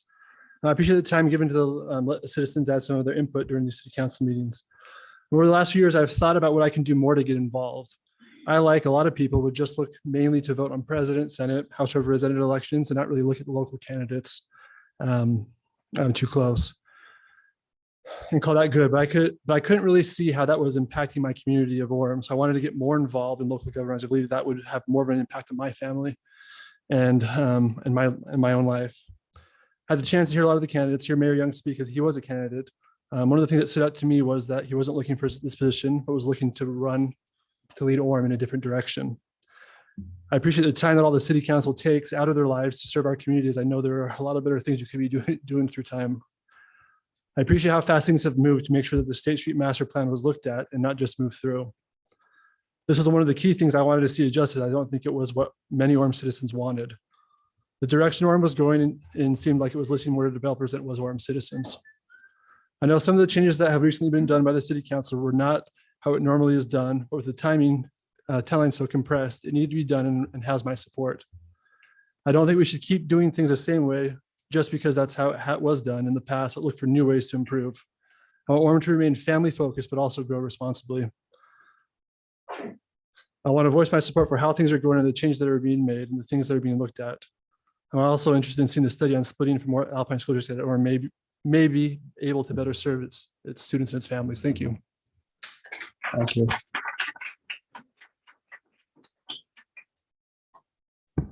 My name's John Barrick. I live at 365 West, 1750 North in Orem.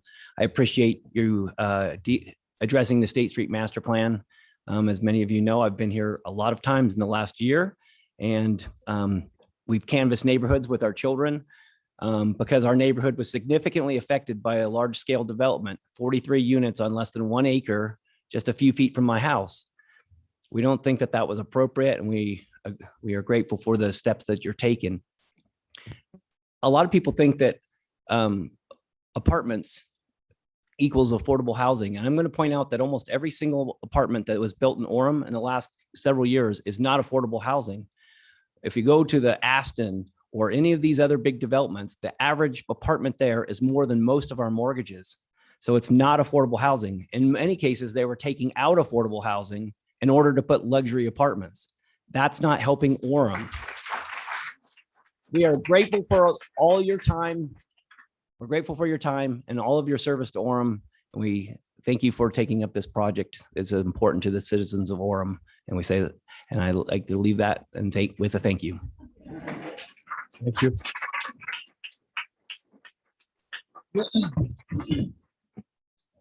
My name's Ashton Jessup. I'm at 95 East, 100 North Orem, Utah, just across the street over here. I do not oppose the changes that are being made besides the ways that they affect me personally.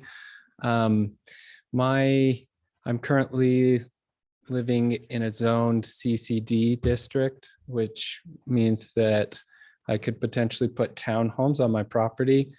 And I want to clarify, I'm not talking 43 apartments in 1 acre. I'm talking 3 townhomes on 0.4 acres. I'm trying to, in my way of thinking, that's not a high density housing issue. And it would be creating that actual affordable housing for people in a quality neighborhood. However, what we found in the previous planning session, as well as reaching out to some people, is that there's no sort of exception for this kind of a thing. And so I guess I'm just out of it, if not. The thing that's interesting to me is I look at, they mentioned the multifamily dwellings, looking at the rules there. Mine would be going to an R8. That's not even in the multifamily dwelling one. So it stops at R7.5.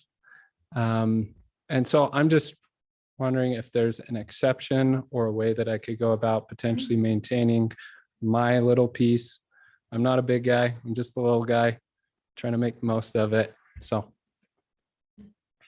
Can you answer that question, Jason? Yeah, the answer would be no, based on eliminating what we're proposing tonight. That's something that we could reconsider in the future if the council is interested in coming back with some type of exception for those that were in the, the areas that were adjacent to the core. But as it stands right now, that would be eliminated. They would go back to the residential single family zone. Okay, so that would be something that we could consider in the future. Something we could bring back Once the dust settles on all this and we see where we're at. Yeah, if the council is interested, we could bring something back. Because I think that the council is interested in townhomes and lower density situations like that. So yeah. What then is my course of action for actually doing so?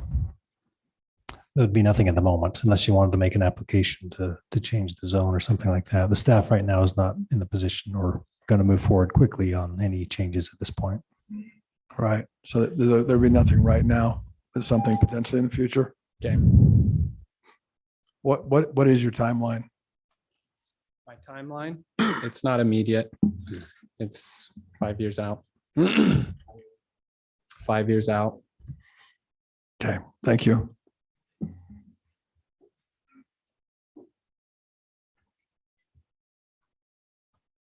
Hello, my name is Stephen Kleinlein. My address is 103 West, 2170 South, Orem, Utah. And I think you know the zip code, so we'll pass on that. Thank you for your time and effort in behalf of the citizens of Orem. It's refreshing to have a government who listens to us, the people, instead of special interest groups and large developers. I am opposed to the State Street. I'm opposed to the State Street Master Plan, and I strongly support returning to earlier zoning and then taking a citizen-centered approach on how to plan Orem going forward. We don't want developers planning our city. They have a different agenda than people do. The people do. It is common knowledge that the housing market has hit astronomical heights in the last 2 years. It is causing a serious problem for our younger generation who'd like to own property. Let it be on record that we, the older generation, want our younger ones to own property. Not only is it a proven method of building equity, it is also a reliable way to learn self-reliance, responsibility, and community involvement. It would appear that building high-density housing is the obvious solution to the problem, but this isn't true. The problem is that asset investment companies are buying up approximately 25% of the property in the US. They are outbidding our younger families, ensuring that they cannot buy property, leaving them to be renters, thus denying them the ability to accomplish the American dream with all its attendant blessings and lessons. Asset investment companies are offering $50,000 and above on many Utah properties. This is having a detrimental impact on housing costs and communities. Neighborhoods are being managed by corporations. These corporations in turn funnel big money into our politicians and are able to influence which laws are passed, and rarely do those laws benefit the people. Last month, a group of 50 townhomes were completed in Linden. Not one went on the open market for families. All of them went to investors. The same thing repeated in Vineyard. Then 49 townhomes went on the market in Lehigh. Within 24 hours, there were 368 offers on those townhomes, with investors offering significantly more than the asking price. This is unattainable for local families. Building more high-density housing is not the answer. High-density housing owned by corporations destroys communities. I am asking the City Council to meet with Mr. Riddle, the new attorney, and to find a way around investor-owned properties in Orem. How can we ensure that how can we ensure the growth that happens in Orem enriches our younger families and not investors? It is time to eliminate the distraction that this is a battle of conservative versus liberal. The real battle is whether power and equity ends up in the hands of corporations or the average citizen. We want families to be able to buy property at reasonable prices, and we need your help to keep Orem property in the hands of Orem families.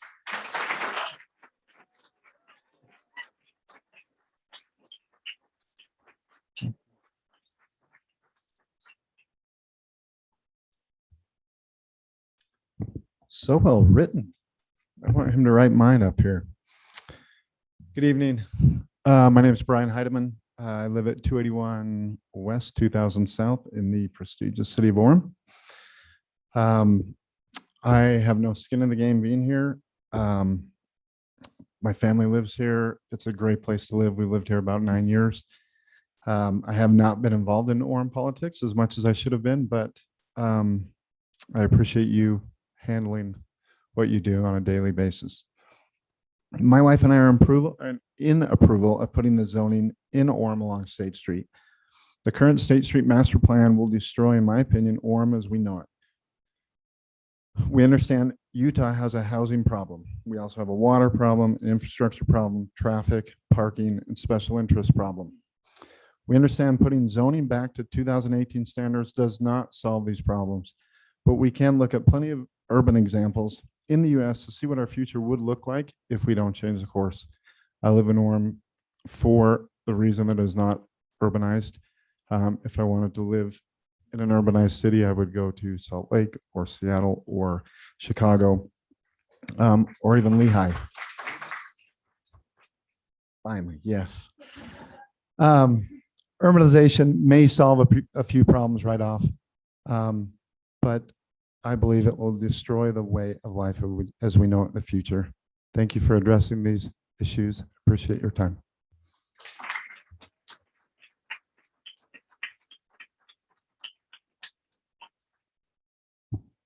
Kathy Ambrose, 315 West, 100 South. Sorry, I got old. The master plan was developed to address issues of growth that was affecting Orem, especially subdivisions that were being bought out by out-of-state developers, changing the tone of neighborhoods to rentals, and renters being upset because there were slim pickings for quality homes, and out-of-state owners don't care about the quality of the neighborhood or their property. So the plan was developed to address several issues that are going to happen, and to help Orem grow fairly for those who live here. The main one is displacement from gentrification, meaning our long-term residents who rent will no longer be able to afford to live here, and they will be outpriced. And I consider these people part of the Orem family. We will see increased homelessness. We will see neighborhoods, like I mentioned earlier, be bought out by investors, and scarcity of decent places to live. Several businesses and investors were excited for the changes and invested in the city, and now are being left holding the bag because of the 180 turnaround. Old buildings along State Street are not seismically sound, and when the big one hits, we will suffer major losses financially too, and the master plan encouraged rebuilding to be up to code. It encouraged multi-purpose and multi-use housing, which have been shown in studies to build social connections and reduce suicide rates and mental illness, especially the developments like Midtown 360 and UP, who do social activities so neighbors know each other. And the problem of isolation that is documented in the US Surgeon General's book Together, that is a plague to society across the nation and the world. The traffic on State Street is not Orem residents, it's people commuting through, and the master plan addressed building attractions to help those people want to stop and invest in our tax base to help us reinvent our retail. University Place is a prime example of reinvesting to encourage increased retail. And it's nice to have other people paying your city's taxes. There's no longer reason for people to stop here because their own cities now have their own franchises. So we have to be we have to show that we have more to offer than their nearby cities. And the last one is whenever I feed the missionaries, they tell me how great it is that Orem is growing because they're gathering Israel. And I will share my city with the missionaries.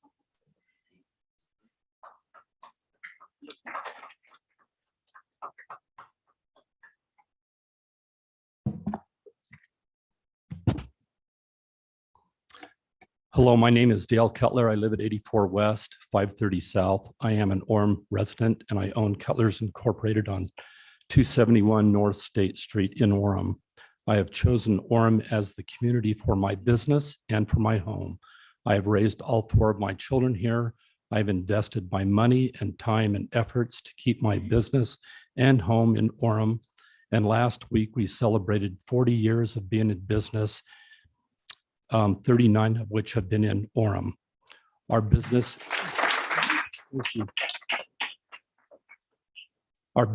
have been a service-oriented business to beautify Orem and the surrounding communities. I love Orem.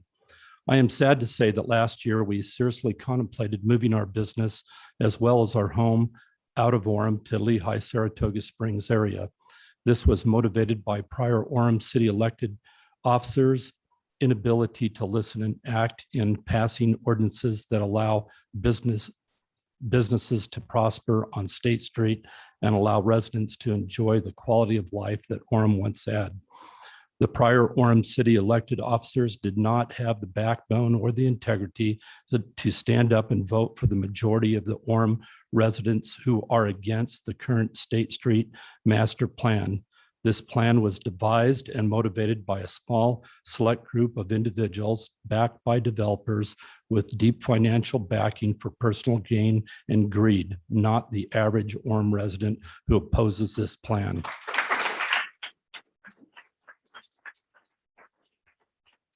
The State Street Master Plan was pitched to bamboozle the public with lipstick and perfume to improve State Street, but in reality, its benefits go to a small number of real estate investors and developers who don't even live in Orem. As a resident of Orem, I'm against uncontrolled high-rise, high-density apartments. I'm against bus rapid transit. I'm against mediums and trees in the middle of State Street, and I'm against spending millions of my tax dollars on current proposed State Street master plan. I want to express my gratitude for Mayor Dave Young and for those members of the City Council who are proactive in protecting State Street businesses. It's refreshing to have a newly elected city officials who listen to business owners and residents and then vote according to the majority of the residents, unlike past city officers. I applaud Mayor Young and the City Council for moving forward with responsible growth.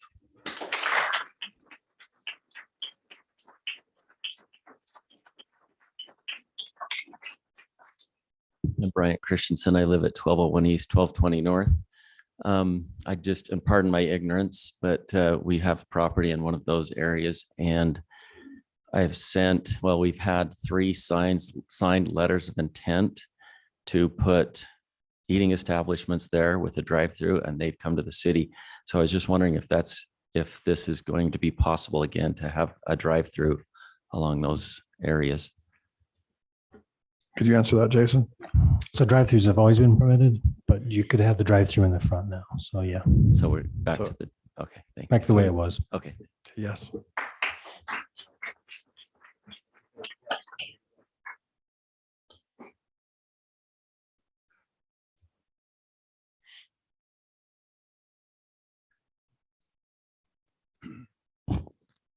My name is Dan LeBaron. I live at 1136 North, 75 East. And I just realized why I like Orem. It's a city on a hill. And that has a lot of implications for me. But I have never taken the opportunity to stand here. I appreciate this moment that's been offered. I've been in Orem for 49 years, and I've seen many days, many administrations, so to speak, where we have experienced in varying degrees so much tenuous transparency and so much political pretense, the pretension that we look around and can find in all the politics throughout the country. Pretension that's saying one thing, but it's backed up by people's agendas, money, other reasons for doing the things that are being done under that guise of pretension. And we, the people, don't always fully understand. I consider myself to be ignorant in a lot of ways. And a lot of concepts that have been talked about in conservative circles, my mind can't hardly get wrapped around because it sounds so ludicrous that such kinds of things would be going on. But as you can see, my hat is off to you. And I appreciate so much this opportunity to see that maybe those days of political pretension can be shortened to a great degree, that we can accomplish things that bring back the values of family that we've honored for so many years here in this strange, unique community on a hill. And the values that we espouse, that we can begin to bring back again, will attract other like-minded people. And we're not interested in a lot of the outside kinds of political ideologies that come to town. They're going to come here regardless, but we're not really that excited about attracting them. And I just salute you for the work that you're doing to create a scenario here in Orem that will attract family values, hard work, and the kinds of things that we have honored and protected for so many years. I thank you for your time.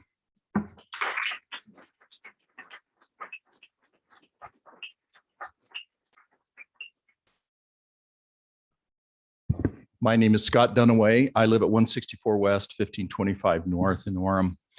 First of all, I want to applaud the mayor and city council for what I believe is a reset of moving forward with the master plan. Some have felt like this is eliminating the desire to beautify State Street and to eliminate any kind of development.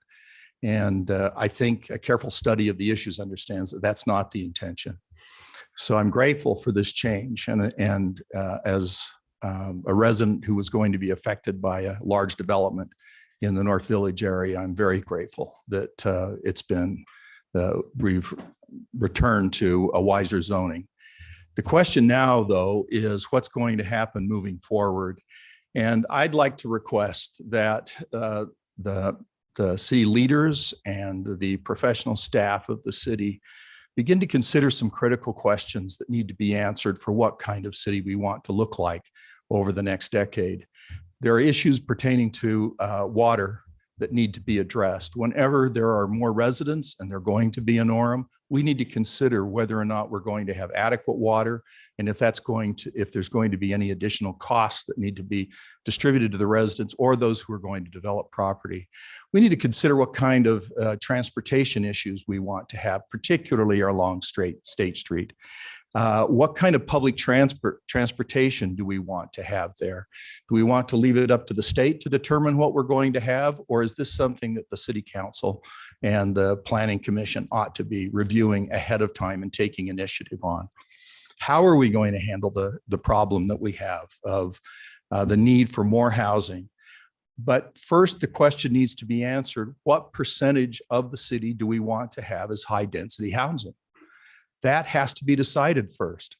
Otherwise, we just go forward without any plan and we go from 40% high density or 40% rentals to more and more high density housing.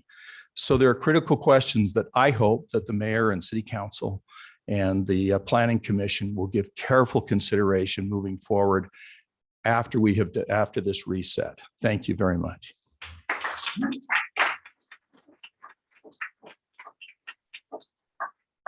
Thank you for all your comments. I think we'll close the public part of this. Do any of the council have anything they'd like to say? And so just to clarify, we've got Jeff's online, right? Yes, Mayor, I'm still here. Thank you. And then is Tom McDonald on? or Debbie LaRae? No, okay. Jeff, would you like to say something first? Sure. Thank you for the opportunity. And I'm sorry that I'm not there with you this evening, but aloha from beautiful Ko'olini, Oahu, Hawaii. I hear that it's snowing there. And so I'm not really sad that I'm not there, but I am sad that I'm not there tonight. I remember when I ran for city council 2 years ago, and I was astonished at the number of people that I talked to in that process who were concerned about high density housing in Orem. And I remember many times making a commitment as a member of the city council that I would listen to the people and act accordingly. I'm grateful for Mr. LeBaron's analogy of a city on a hill. I love the visuals of that and what that implies. And also Mr. Dunaway's wise advice of, okay, now what? Paraphrasing his much more eloquent speech, and all of the other comments that were made. But I'm grateful to the citizens of Orem for taking the time to let us know their concerns and their values and what they would like to see happen. And so thank you, Mr. Mayor, for the opportunity to express myself. Thank you, Jeff. Terry, would you like to go? I've been waiting for this for like 2 years, so I do have a couple of things I want to say. So I'll tell you 2 quick stories. One is a family that I was asking their son, "How are your folks doing?" Because I knew where they lived, and he said, "My folks are moving." I said, "Your folks are moving? They've been in Orem a long time." And he said, "Well, a high density apartment group developer just bought their home." I said, "Well, why would they sell their home?" Because they were told that all the homes around them they were buying up, and if they didn't sell their home, they would be an island with a big high density apartment complex around them. I said, "Oh, that makes me sick." But his folks, where he grew up, ended up selling and moving out of the city. Another experience, good friend of mine I went to high school with, he grew up in Orem, built a home next to his parents' home. And so I ran into him the other day in another city, and well, not another day, the other day, but a while ago. Ran into him and said, "Hey, so where do you live now?" And he said, and he told me in another city, St. George. And I said, "St. George? I can't believe you'd ever leave Orem." And he says, "Terry, you couldn't pay me enough money to live in Orem. The traffic, the high density apartments, I'm out of here." Those stories and many like those was the reason I ran for city council 2 years ago. And John Barrett made a comment, which is absolutely true. High density has been taking out affordable housing. Now we all have to smile whatever affordable housing means today, because nothing's affordable. But some, not in all areas, but a lot of the areas where the high density apartments have been built have been homes that could have been affordable housing, and instead they're being bought up, and then and we already know that high density is not affordable. It's been mentioned about 45% of the city is rentals. Almost half our city is rentals. Wow. And then gentleman asked, "What's the number?" Great question. So the State Street Master Plan, that's a little misleading. It wasn't just State Street. Ask the people on 1600 North and 400 West about the State Street Master Plan. It was going into their neighborhood. Ask people in other parts of the city. Ask people on Orem Boulevard about the State Street Master Plan and what's happened, to the back of their development, to where they live. So the State Street Master Plan had a lot of drift into a lot of neighborhoods going up and down State Street. And so what that made people do is say, "Do I feel safe in my home? Do I have to worry what's going to go into a block from me?" And we should never have to have that. We should be able to buy a home and feel safe where we're at and feel this is a place we want to stay. So just a couple other comments and I'll quit, but I want to jump up on this desk and dance. I don't know if that's part of this approval, but I'm not sure we can do that, but it wouldn't be pretty, but I think about doing it. So comment to developers. Developers in city, and the gentleman asked about putting a fast food restaurant with a drive-through. Developers, welcome to Orem. Now you know the rules. Now, instead of the guy who had a fast food restaurant wanted to expand his restaurant and was told, if you're going to go more than, I think it was 15%, you're going to have to put it right up against State Street, and you're going to have to put a couple stories of apartments above your fast food restaurant. Are you kidding me? Anyway, now we have clarity.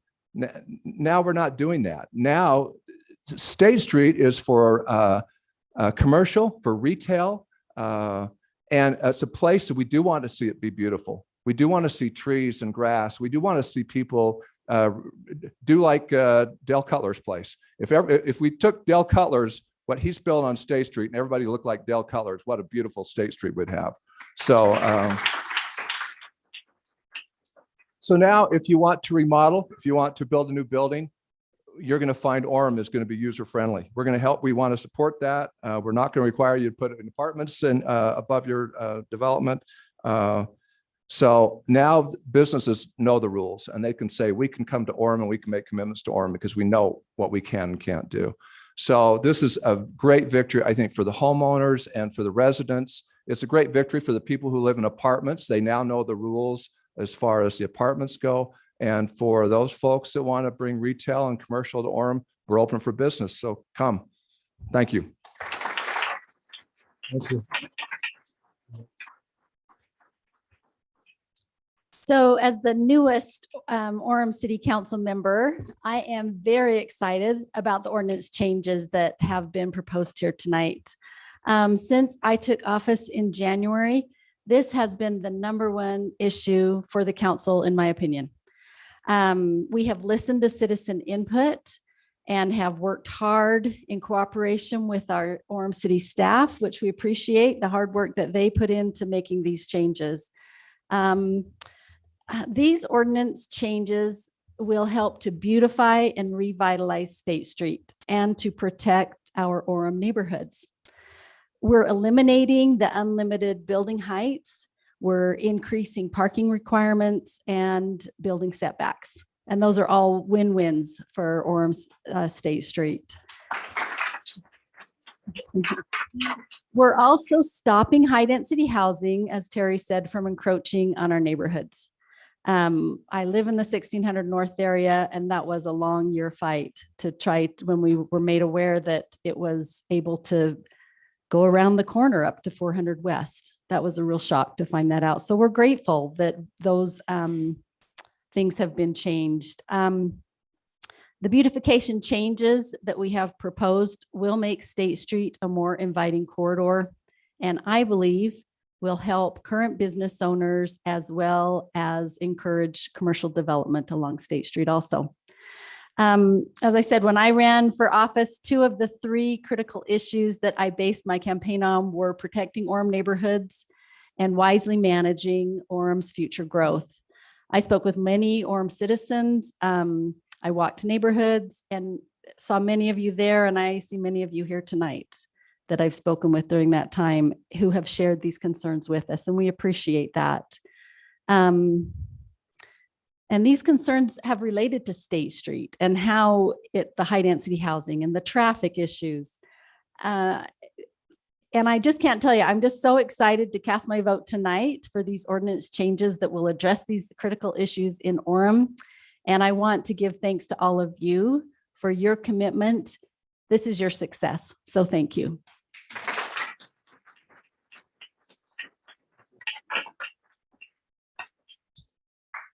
Thank you, Lane, for being the newest council member on the Orem City Council. I ran with her last year, and it was a pleasure to campaign with her. If I look back on the 1600 North and the North Village District, I think that was the catalyst that brought us here to this time today. And those citizens, along with the lay, I think made us really look and see exactly what we wanted Orem State Street to be. And when we put a moratorium on the State Street back in November, it was to pause and let's look and see exactly what the citizens want. And I think the election, it was a mandate that they don't want high density housing on State Street. So we are listening, and I ran on keeping the integrity of our neighborhoods and that commercial creep out of our neighborhoods. So I'm thankful that we're here at this time to pass this ordinance and to change State Street Master Plan. And I appreciate all the support and the citizens coming out in droves just to voice their opinion, and we are listening. So thank you for your time. Thank you. I'm not going to say a lot, but I do appreciate Jeff and Lene and Terry and Dave and all their comments, and I agree with all of them completely. And I appreciate you, the citizens, coming out and supporting. This is, as Lene says, this is a big night. This was a big part of what we ran on, was to return Orem back to its citizens, to make sure that the citizens have a voice in Orem and its future direction. And I believe that we, like I've said, I believe that we were at a tipping point in Orem's future direction. We were at 43 to 45% rentals. And that wasn't the direction that most people that I talked to wanted to continue down.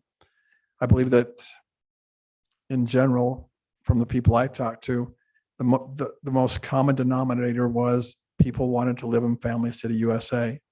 And I think what that means, to answer the question from earlier, is family values. And family values is what we base our community around, and things that take us in that direction. And so I'm just grateful to be able to vote on this. And we've only been in here 6 weeks, but we're very proud of where we've gone. And to Jason and his entire staff, I really appreciate what you've done to help us get where we're trying to go with this. And I appreciate that.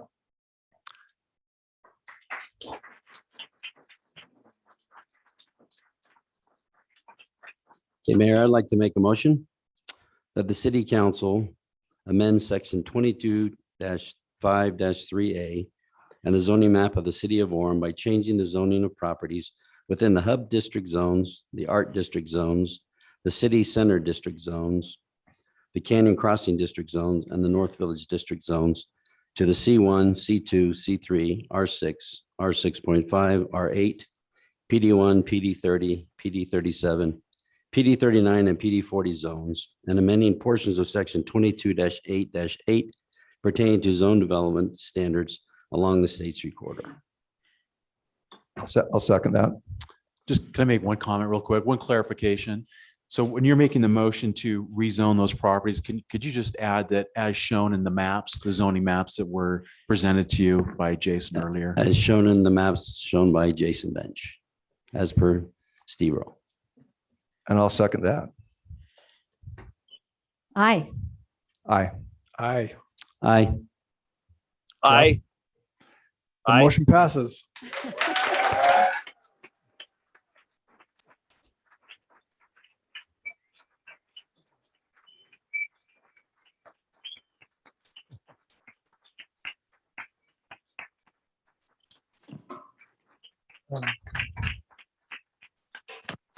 Thank you. Thank you. Now we'll move on. We've just got a couple more to go. This will be quicker. We've got a public court hearing on amending the current fiscal year 21-22 budget. And we'd like to hear from Brandon Nelson to present this.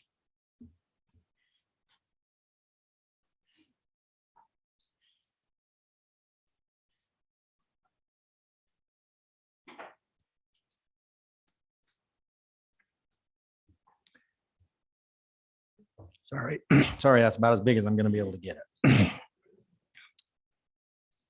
So as Jamie mentioned in the work session, periodically throughout the fiscal year, we bring forth various budget amendments that are needed in order to recognize certain grants that we receive, various donations we receive, and or various other elements that we are bringing forth that the city would like to accomplish. Some of those things, as you kind of peruse through there, any of those items, and each of the items you can see in the note, in the column as a note, the number, and those numbers tie to the notes that were provided as part of these budget amendments, kind of giving a brief synopsis of what they're related to. I was going to go through some of all the items with the one or many of those are grants and donations we've received. I don't know if there's any specific thing related to those in particular that you have a question about. I was going to focus more on item 2 and 3 in particular. Do you know what that, is it CLEF grant? That's for the library. The library receives that grant each year, and they have various supplies that they purchase with those funds. Do you know where that grant comes from? It's a federal grant. So it's a federal grant. Is it something we get every year? Or It is. It is. Yep. Okay, thanks. Most of I shouldn't say most, it's probably a 50-50 split between grants that we receive federally versus those that we receive from the state, various organizations from the state. And occasionally we do have private foundations that provide us grants as well. The 2 big items that I wanted to discuss in particular on here, and I'm going to go, so these are the revenue side, obviously. Brief accounting, obviously we have a revenue and a balanced budget. We also have expenditures, right? Which is the more important part to the people who want to actually do something with the money, right? So this section here, we discuss what areas those funds are going to be used in as far as being received. Item number 2, which I don't know if you can see right here, the digital radios. That's the police section, and down here is in the fire section. So we've been in progress of replacing our old analog radios and saving money and replacing those year after year. As mentioned in the note, an opportunity has come forward to be able to purchase the remaining pieces of those radios and replace all the remaining analog radios with these new digital radios, which will need to be replaced by the end of 2023 anyway. So those funds have been identified as far as using surplus funds from fiscal 21 and prior to be able to fund the purchase of those remaining radios and get those taken care of. Any questions about that particular item? Mayor, may I just make a comment? Yes, Jamie. The reason that we've included them in this budget amendment is we had an opportunity in advance of the new calendar year to put in a purchase order for these and to save because of planned price increases. We were able to purchase them at an amount less than what we would have purchased had we purchased them today. So that's why we proceeded forward with them earlier than expected, so that we could garner the savings based on anticipated price increases in the equipment. Okay, you were planning on buying them anyway, and this is just a chance to save. We some money. have to. The state is transitioning to a new system. We were required to buy these new radios. We figured we'd buy them now at rates cheaper than what they will be in the future. Okay, great. That makes sense. And if I may, just the $21,000 CLEF grant that is referenced, it actually is a grant that is offered through the state of Utah, and it is specifically for technology type amenities and programs that are offered through state libraries across the state. Okay, thank you. The item listed as number 3 is last year we were awarded what's referred to as a COPS grant. And we funded 3 police officers, 3 new additional police officers with those funds, with the grant, and they pay approximately 50% of the cost of those officers. We've received an additional COPS grant for this year for an additional 4 police officers. That grant, again, covers approximately 50% of the personnel for a period of time. Associated with, obviously, that grant comes the purchase of various equipment related to them that is not part of the grant, that those elements are outside of that grant. The grant covers the personnel only. And so the item number 3 there that you can see all through here, those are all of the elements related to the things needed for those additional officers. Okay, so Ryan, did you have a comment? You're blinking on my thing. Okay. And so anyway, that's We'll any carry- questions about that particular grant? Okay, go ahead, Brandon. Sorry. I just had a. Is that Jamie? No, it was Ryan. So anyway, sorry, carry on. So anyway, are there any particular questions about that particular grant? Hey. So I just have one question. On the funding for the police officers, that grant goes for 3 years? I believe is it 4, 3? I think it's 3. So it's a 4-year grant, and it actually phases in. So the first year it covers 75% of a police officer's wages, the next year 50%, the next year 25%. And then we're expected to pick up the full cost of those officers after the 4th year. Okay. So the grant through the Department of Justice provides us with the money for the personnel, but all the associated equipment, including uniforms and service equipment, as well as police vehicles, is something that we need to pay for. Okay, thank you.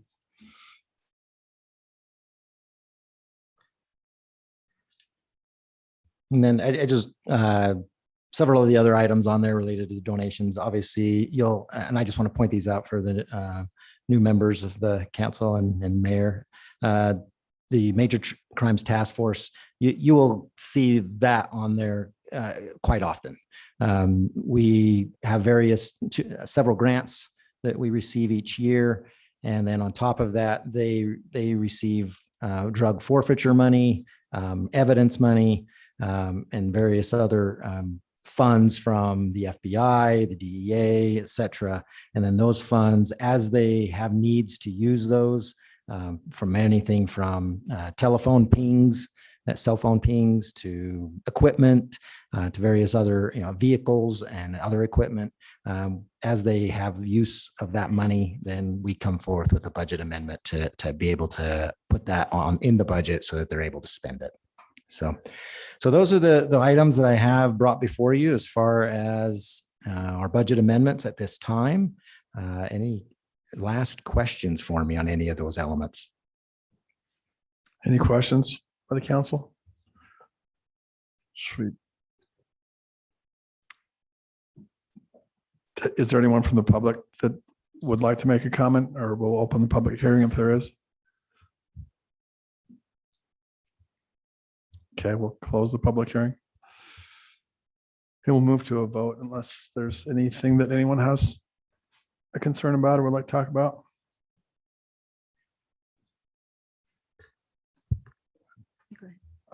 I'd like to make a,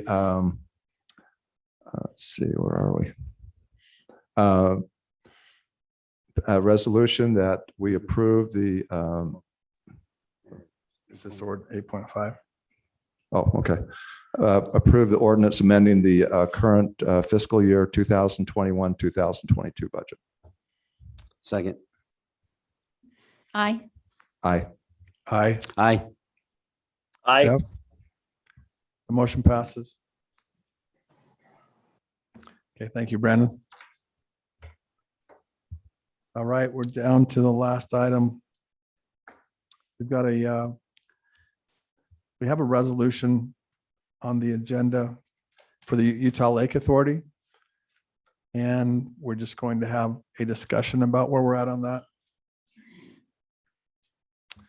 Mayor, members of the city council, maybe I can just talk for a minute about this. We talked as a council a couple of weeks ago about possibly doing a resolution regarding HB 232, which is a bill that creates the Utah Lake Authority, gives the Utah Lake Authority authority to manage the lake, basically Utah Lake. We obviously had some concerns at that time about the bill. Since that last meeting with the council, substitute bill HB 232 came out about a week ago. Actually had some improvements in it from our standpoint, especially with regard to language saying that the lake was to be managed in accordance with a public trust doctrine. Also amending the composition of the board to give a greater representation to representatives in Utah County, and some other modifications as well. I believe that this has significantly improved the bill. I don't think it's perfect at this point. I think there are still some concerns, but I think my opinion this time is that we might be better. It might be better for us to address those remaining concerns with the sponsor of the bill directly and work with them to see if we can gain some additional improvements rather than trying to do a resolution at this time, but certainly willing to have a discussion about the course that you'd like to follow. Okay, thank you, Steve. Does anyone have anything they'd like to say? So I'm not in, I like what Steve's saying. I'm not in favor of doing a resolution at this time. How the bill currently stands. And yeah, we've actually spent a lot of time on this the last few weeks because Utah Lake is a concern to us here in Orem.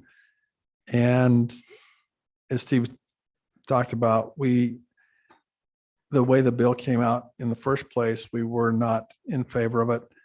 But we do feel like there's been a lot of progress made on the bill in terms of the representation for the members of the commission to be primarily from Utah County and having the most input on the Lake Authority. And so we like the way that has moved. We wholeheartedly endorse anything that's going to be done in Utah Lake, where we're talking about making it more beautiful, making it a better place for recreation, making it something that's usable, and essentially making the lake into a great place. And so we're in favor of from an environmental standpoint, improving the lake. But we have concerns in our conversations that we've had about this lake entity and what the funding looks like and what the taxing power of that entity is. And so until that gets resolved, we're pretty much on hold as far as where we're at right now. So my recommendation to you, if this is the course you'd like to follow, is just to make a motion to continue this item without date. And if we need to schedule another meeting to hear it and you want to do a resolution at a later time, you can always do that. Okay. I'd like to make a motion that we continue this resolution. I'll second that. Aye. Aye. Aye. Aye. Aye. The motion passes. Okay. Jamie, do you have some things you'd like to go over? If I may, Mayor, just in line with some of what we've been discussing tonight, there are 8 days remaining in the state legislative, 8 working days remaining in the state legislative session.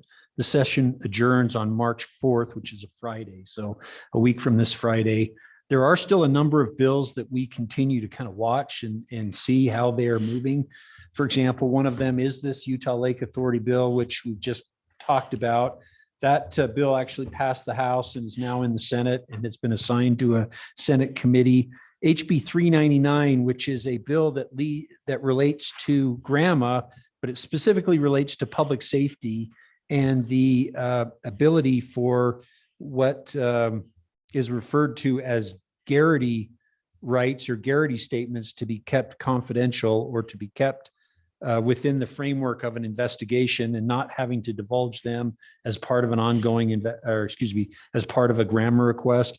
That is something, and I can't necessarily speak to this as well as, for example, Heather or Steve, but this is a bill that cities have supported because we believe from an investigative perspective, it provides and proffers our law enforcement personnel and our law enforcement department's specific rights to keep certain things confidential that are necessary as part of an investigation, specifically tied to, for example, one of our police officers.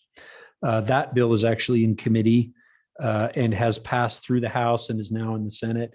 HB 151, which is a local government incentives bill. This is a bill that would have initially, the suggestion was that this bill would eliminate all retail incentives for local governments with any retailers in the state of Utah.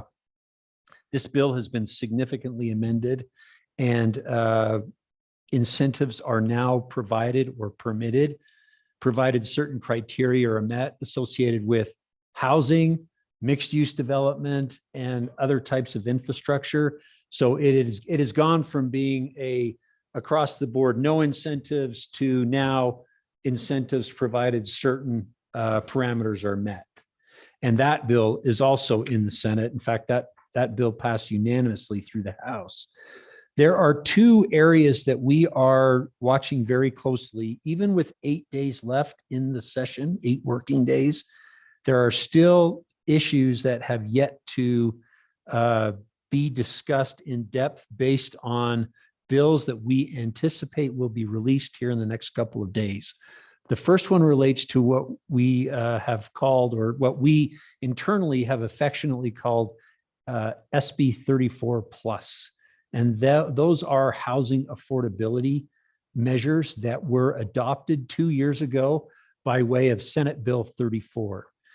So a group of state legislators and others that are obviously associated with housing affordability have been talking through and negotiating a bill that essentially adds some additional requirements on cities relative to housing affordability.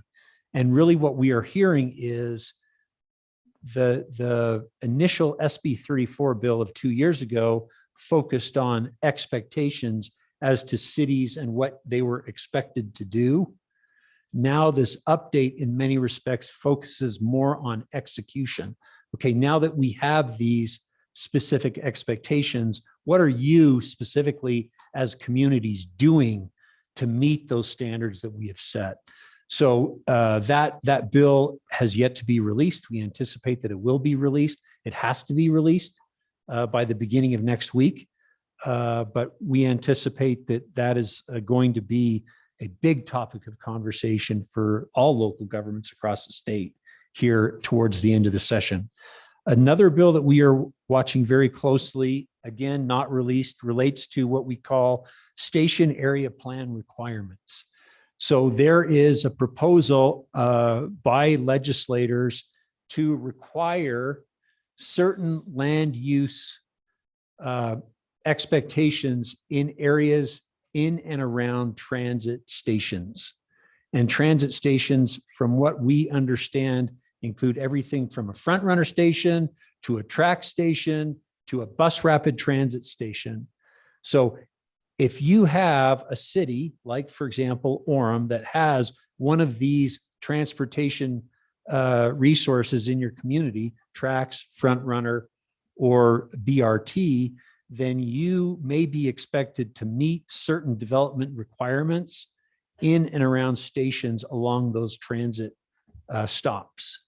Now, we don't necessarily know what is going to be required. In fact, we've even had a conversation as to whether or not a BRT stop qualifies as a, in the same way, for example, as compared to a front runner station stop or a track station stop. But we anticipate that that bill is going to come out here in the next couple of days as well. What bill number is that? It has yet to be numbered. We just know that it's in process now and in negotiation with obviously a number of legislators, the Utah League of Cities and Towns, the transit authorities, as well as the development community. So Jamie, I sat in on some of the Zoom pre-meetings for this one. Yes. At the time, they were wanting it to be a voluntary thing. Is it turning towards more of a required? Yes. So the expectation would be that we would have to develop a plan related to a specific station area within a geographic distance from a station. Who are the main sponsors groups pushing that bill? I don't know if there's a specific bill sponsor that we know, or is Well, it? the bill hasn't been published yet, so no. My understanding is the SB 34 and the station area plans may be coming together in the same bill. And I believe, I want to say it's Waldrop who is working on SB 34 plus. And Senator or Representative Waldrop, I think, is in either Cache County or Wasatch County. I can't remember. Okay. But obviously housing and housing affordability, as we've talked about tonight, is something that we're all very concerned about. We wish, in fact, we were hoping over the weekend, this holiday weekend, that that bill would have been released, or at least both bills would have been released, but they have yet to be released. So we will let you know as soon as we know, and we will forward you a copy of the bill as soon as we receive a copy of the bill as well. Okay. And that's all that I have. Thank you. Okay, thank you. Heather, so we skipped over 9.1 monthly financial summary. Yes, we did. And that is just included in your packet. So Okay. we've just included that as an agenda item, but a copy of it is included in your packet. Okay, so nothing we need to discuss. No, sir. Okay. All right. Well, I'd like to thank everyone for coming, and the council and the citizens and the staff. And I'd like to make a motion to adjourn. So moved.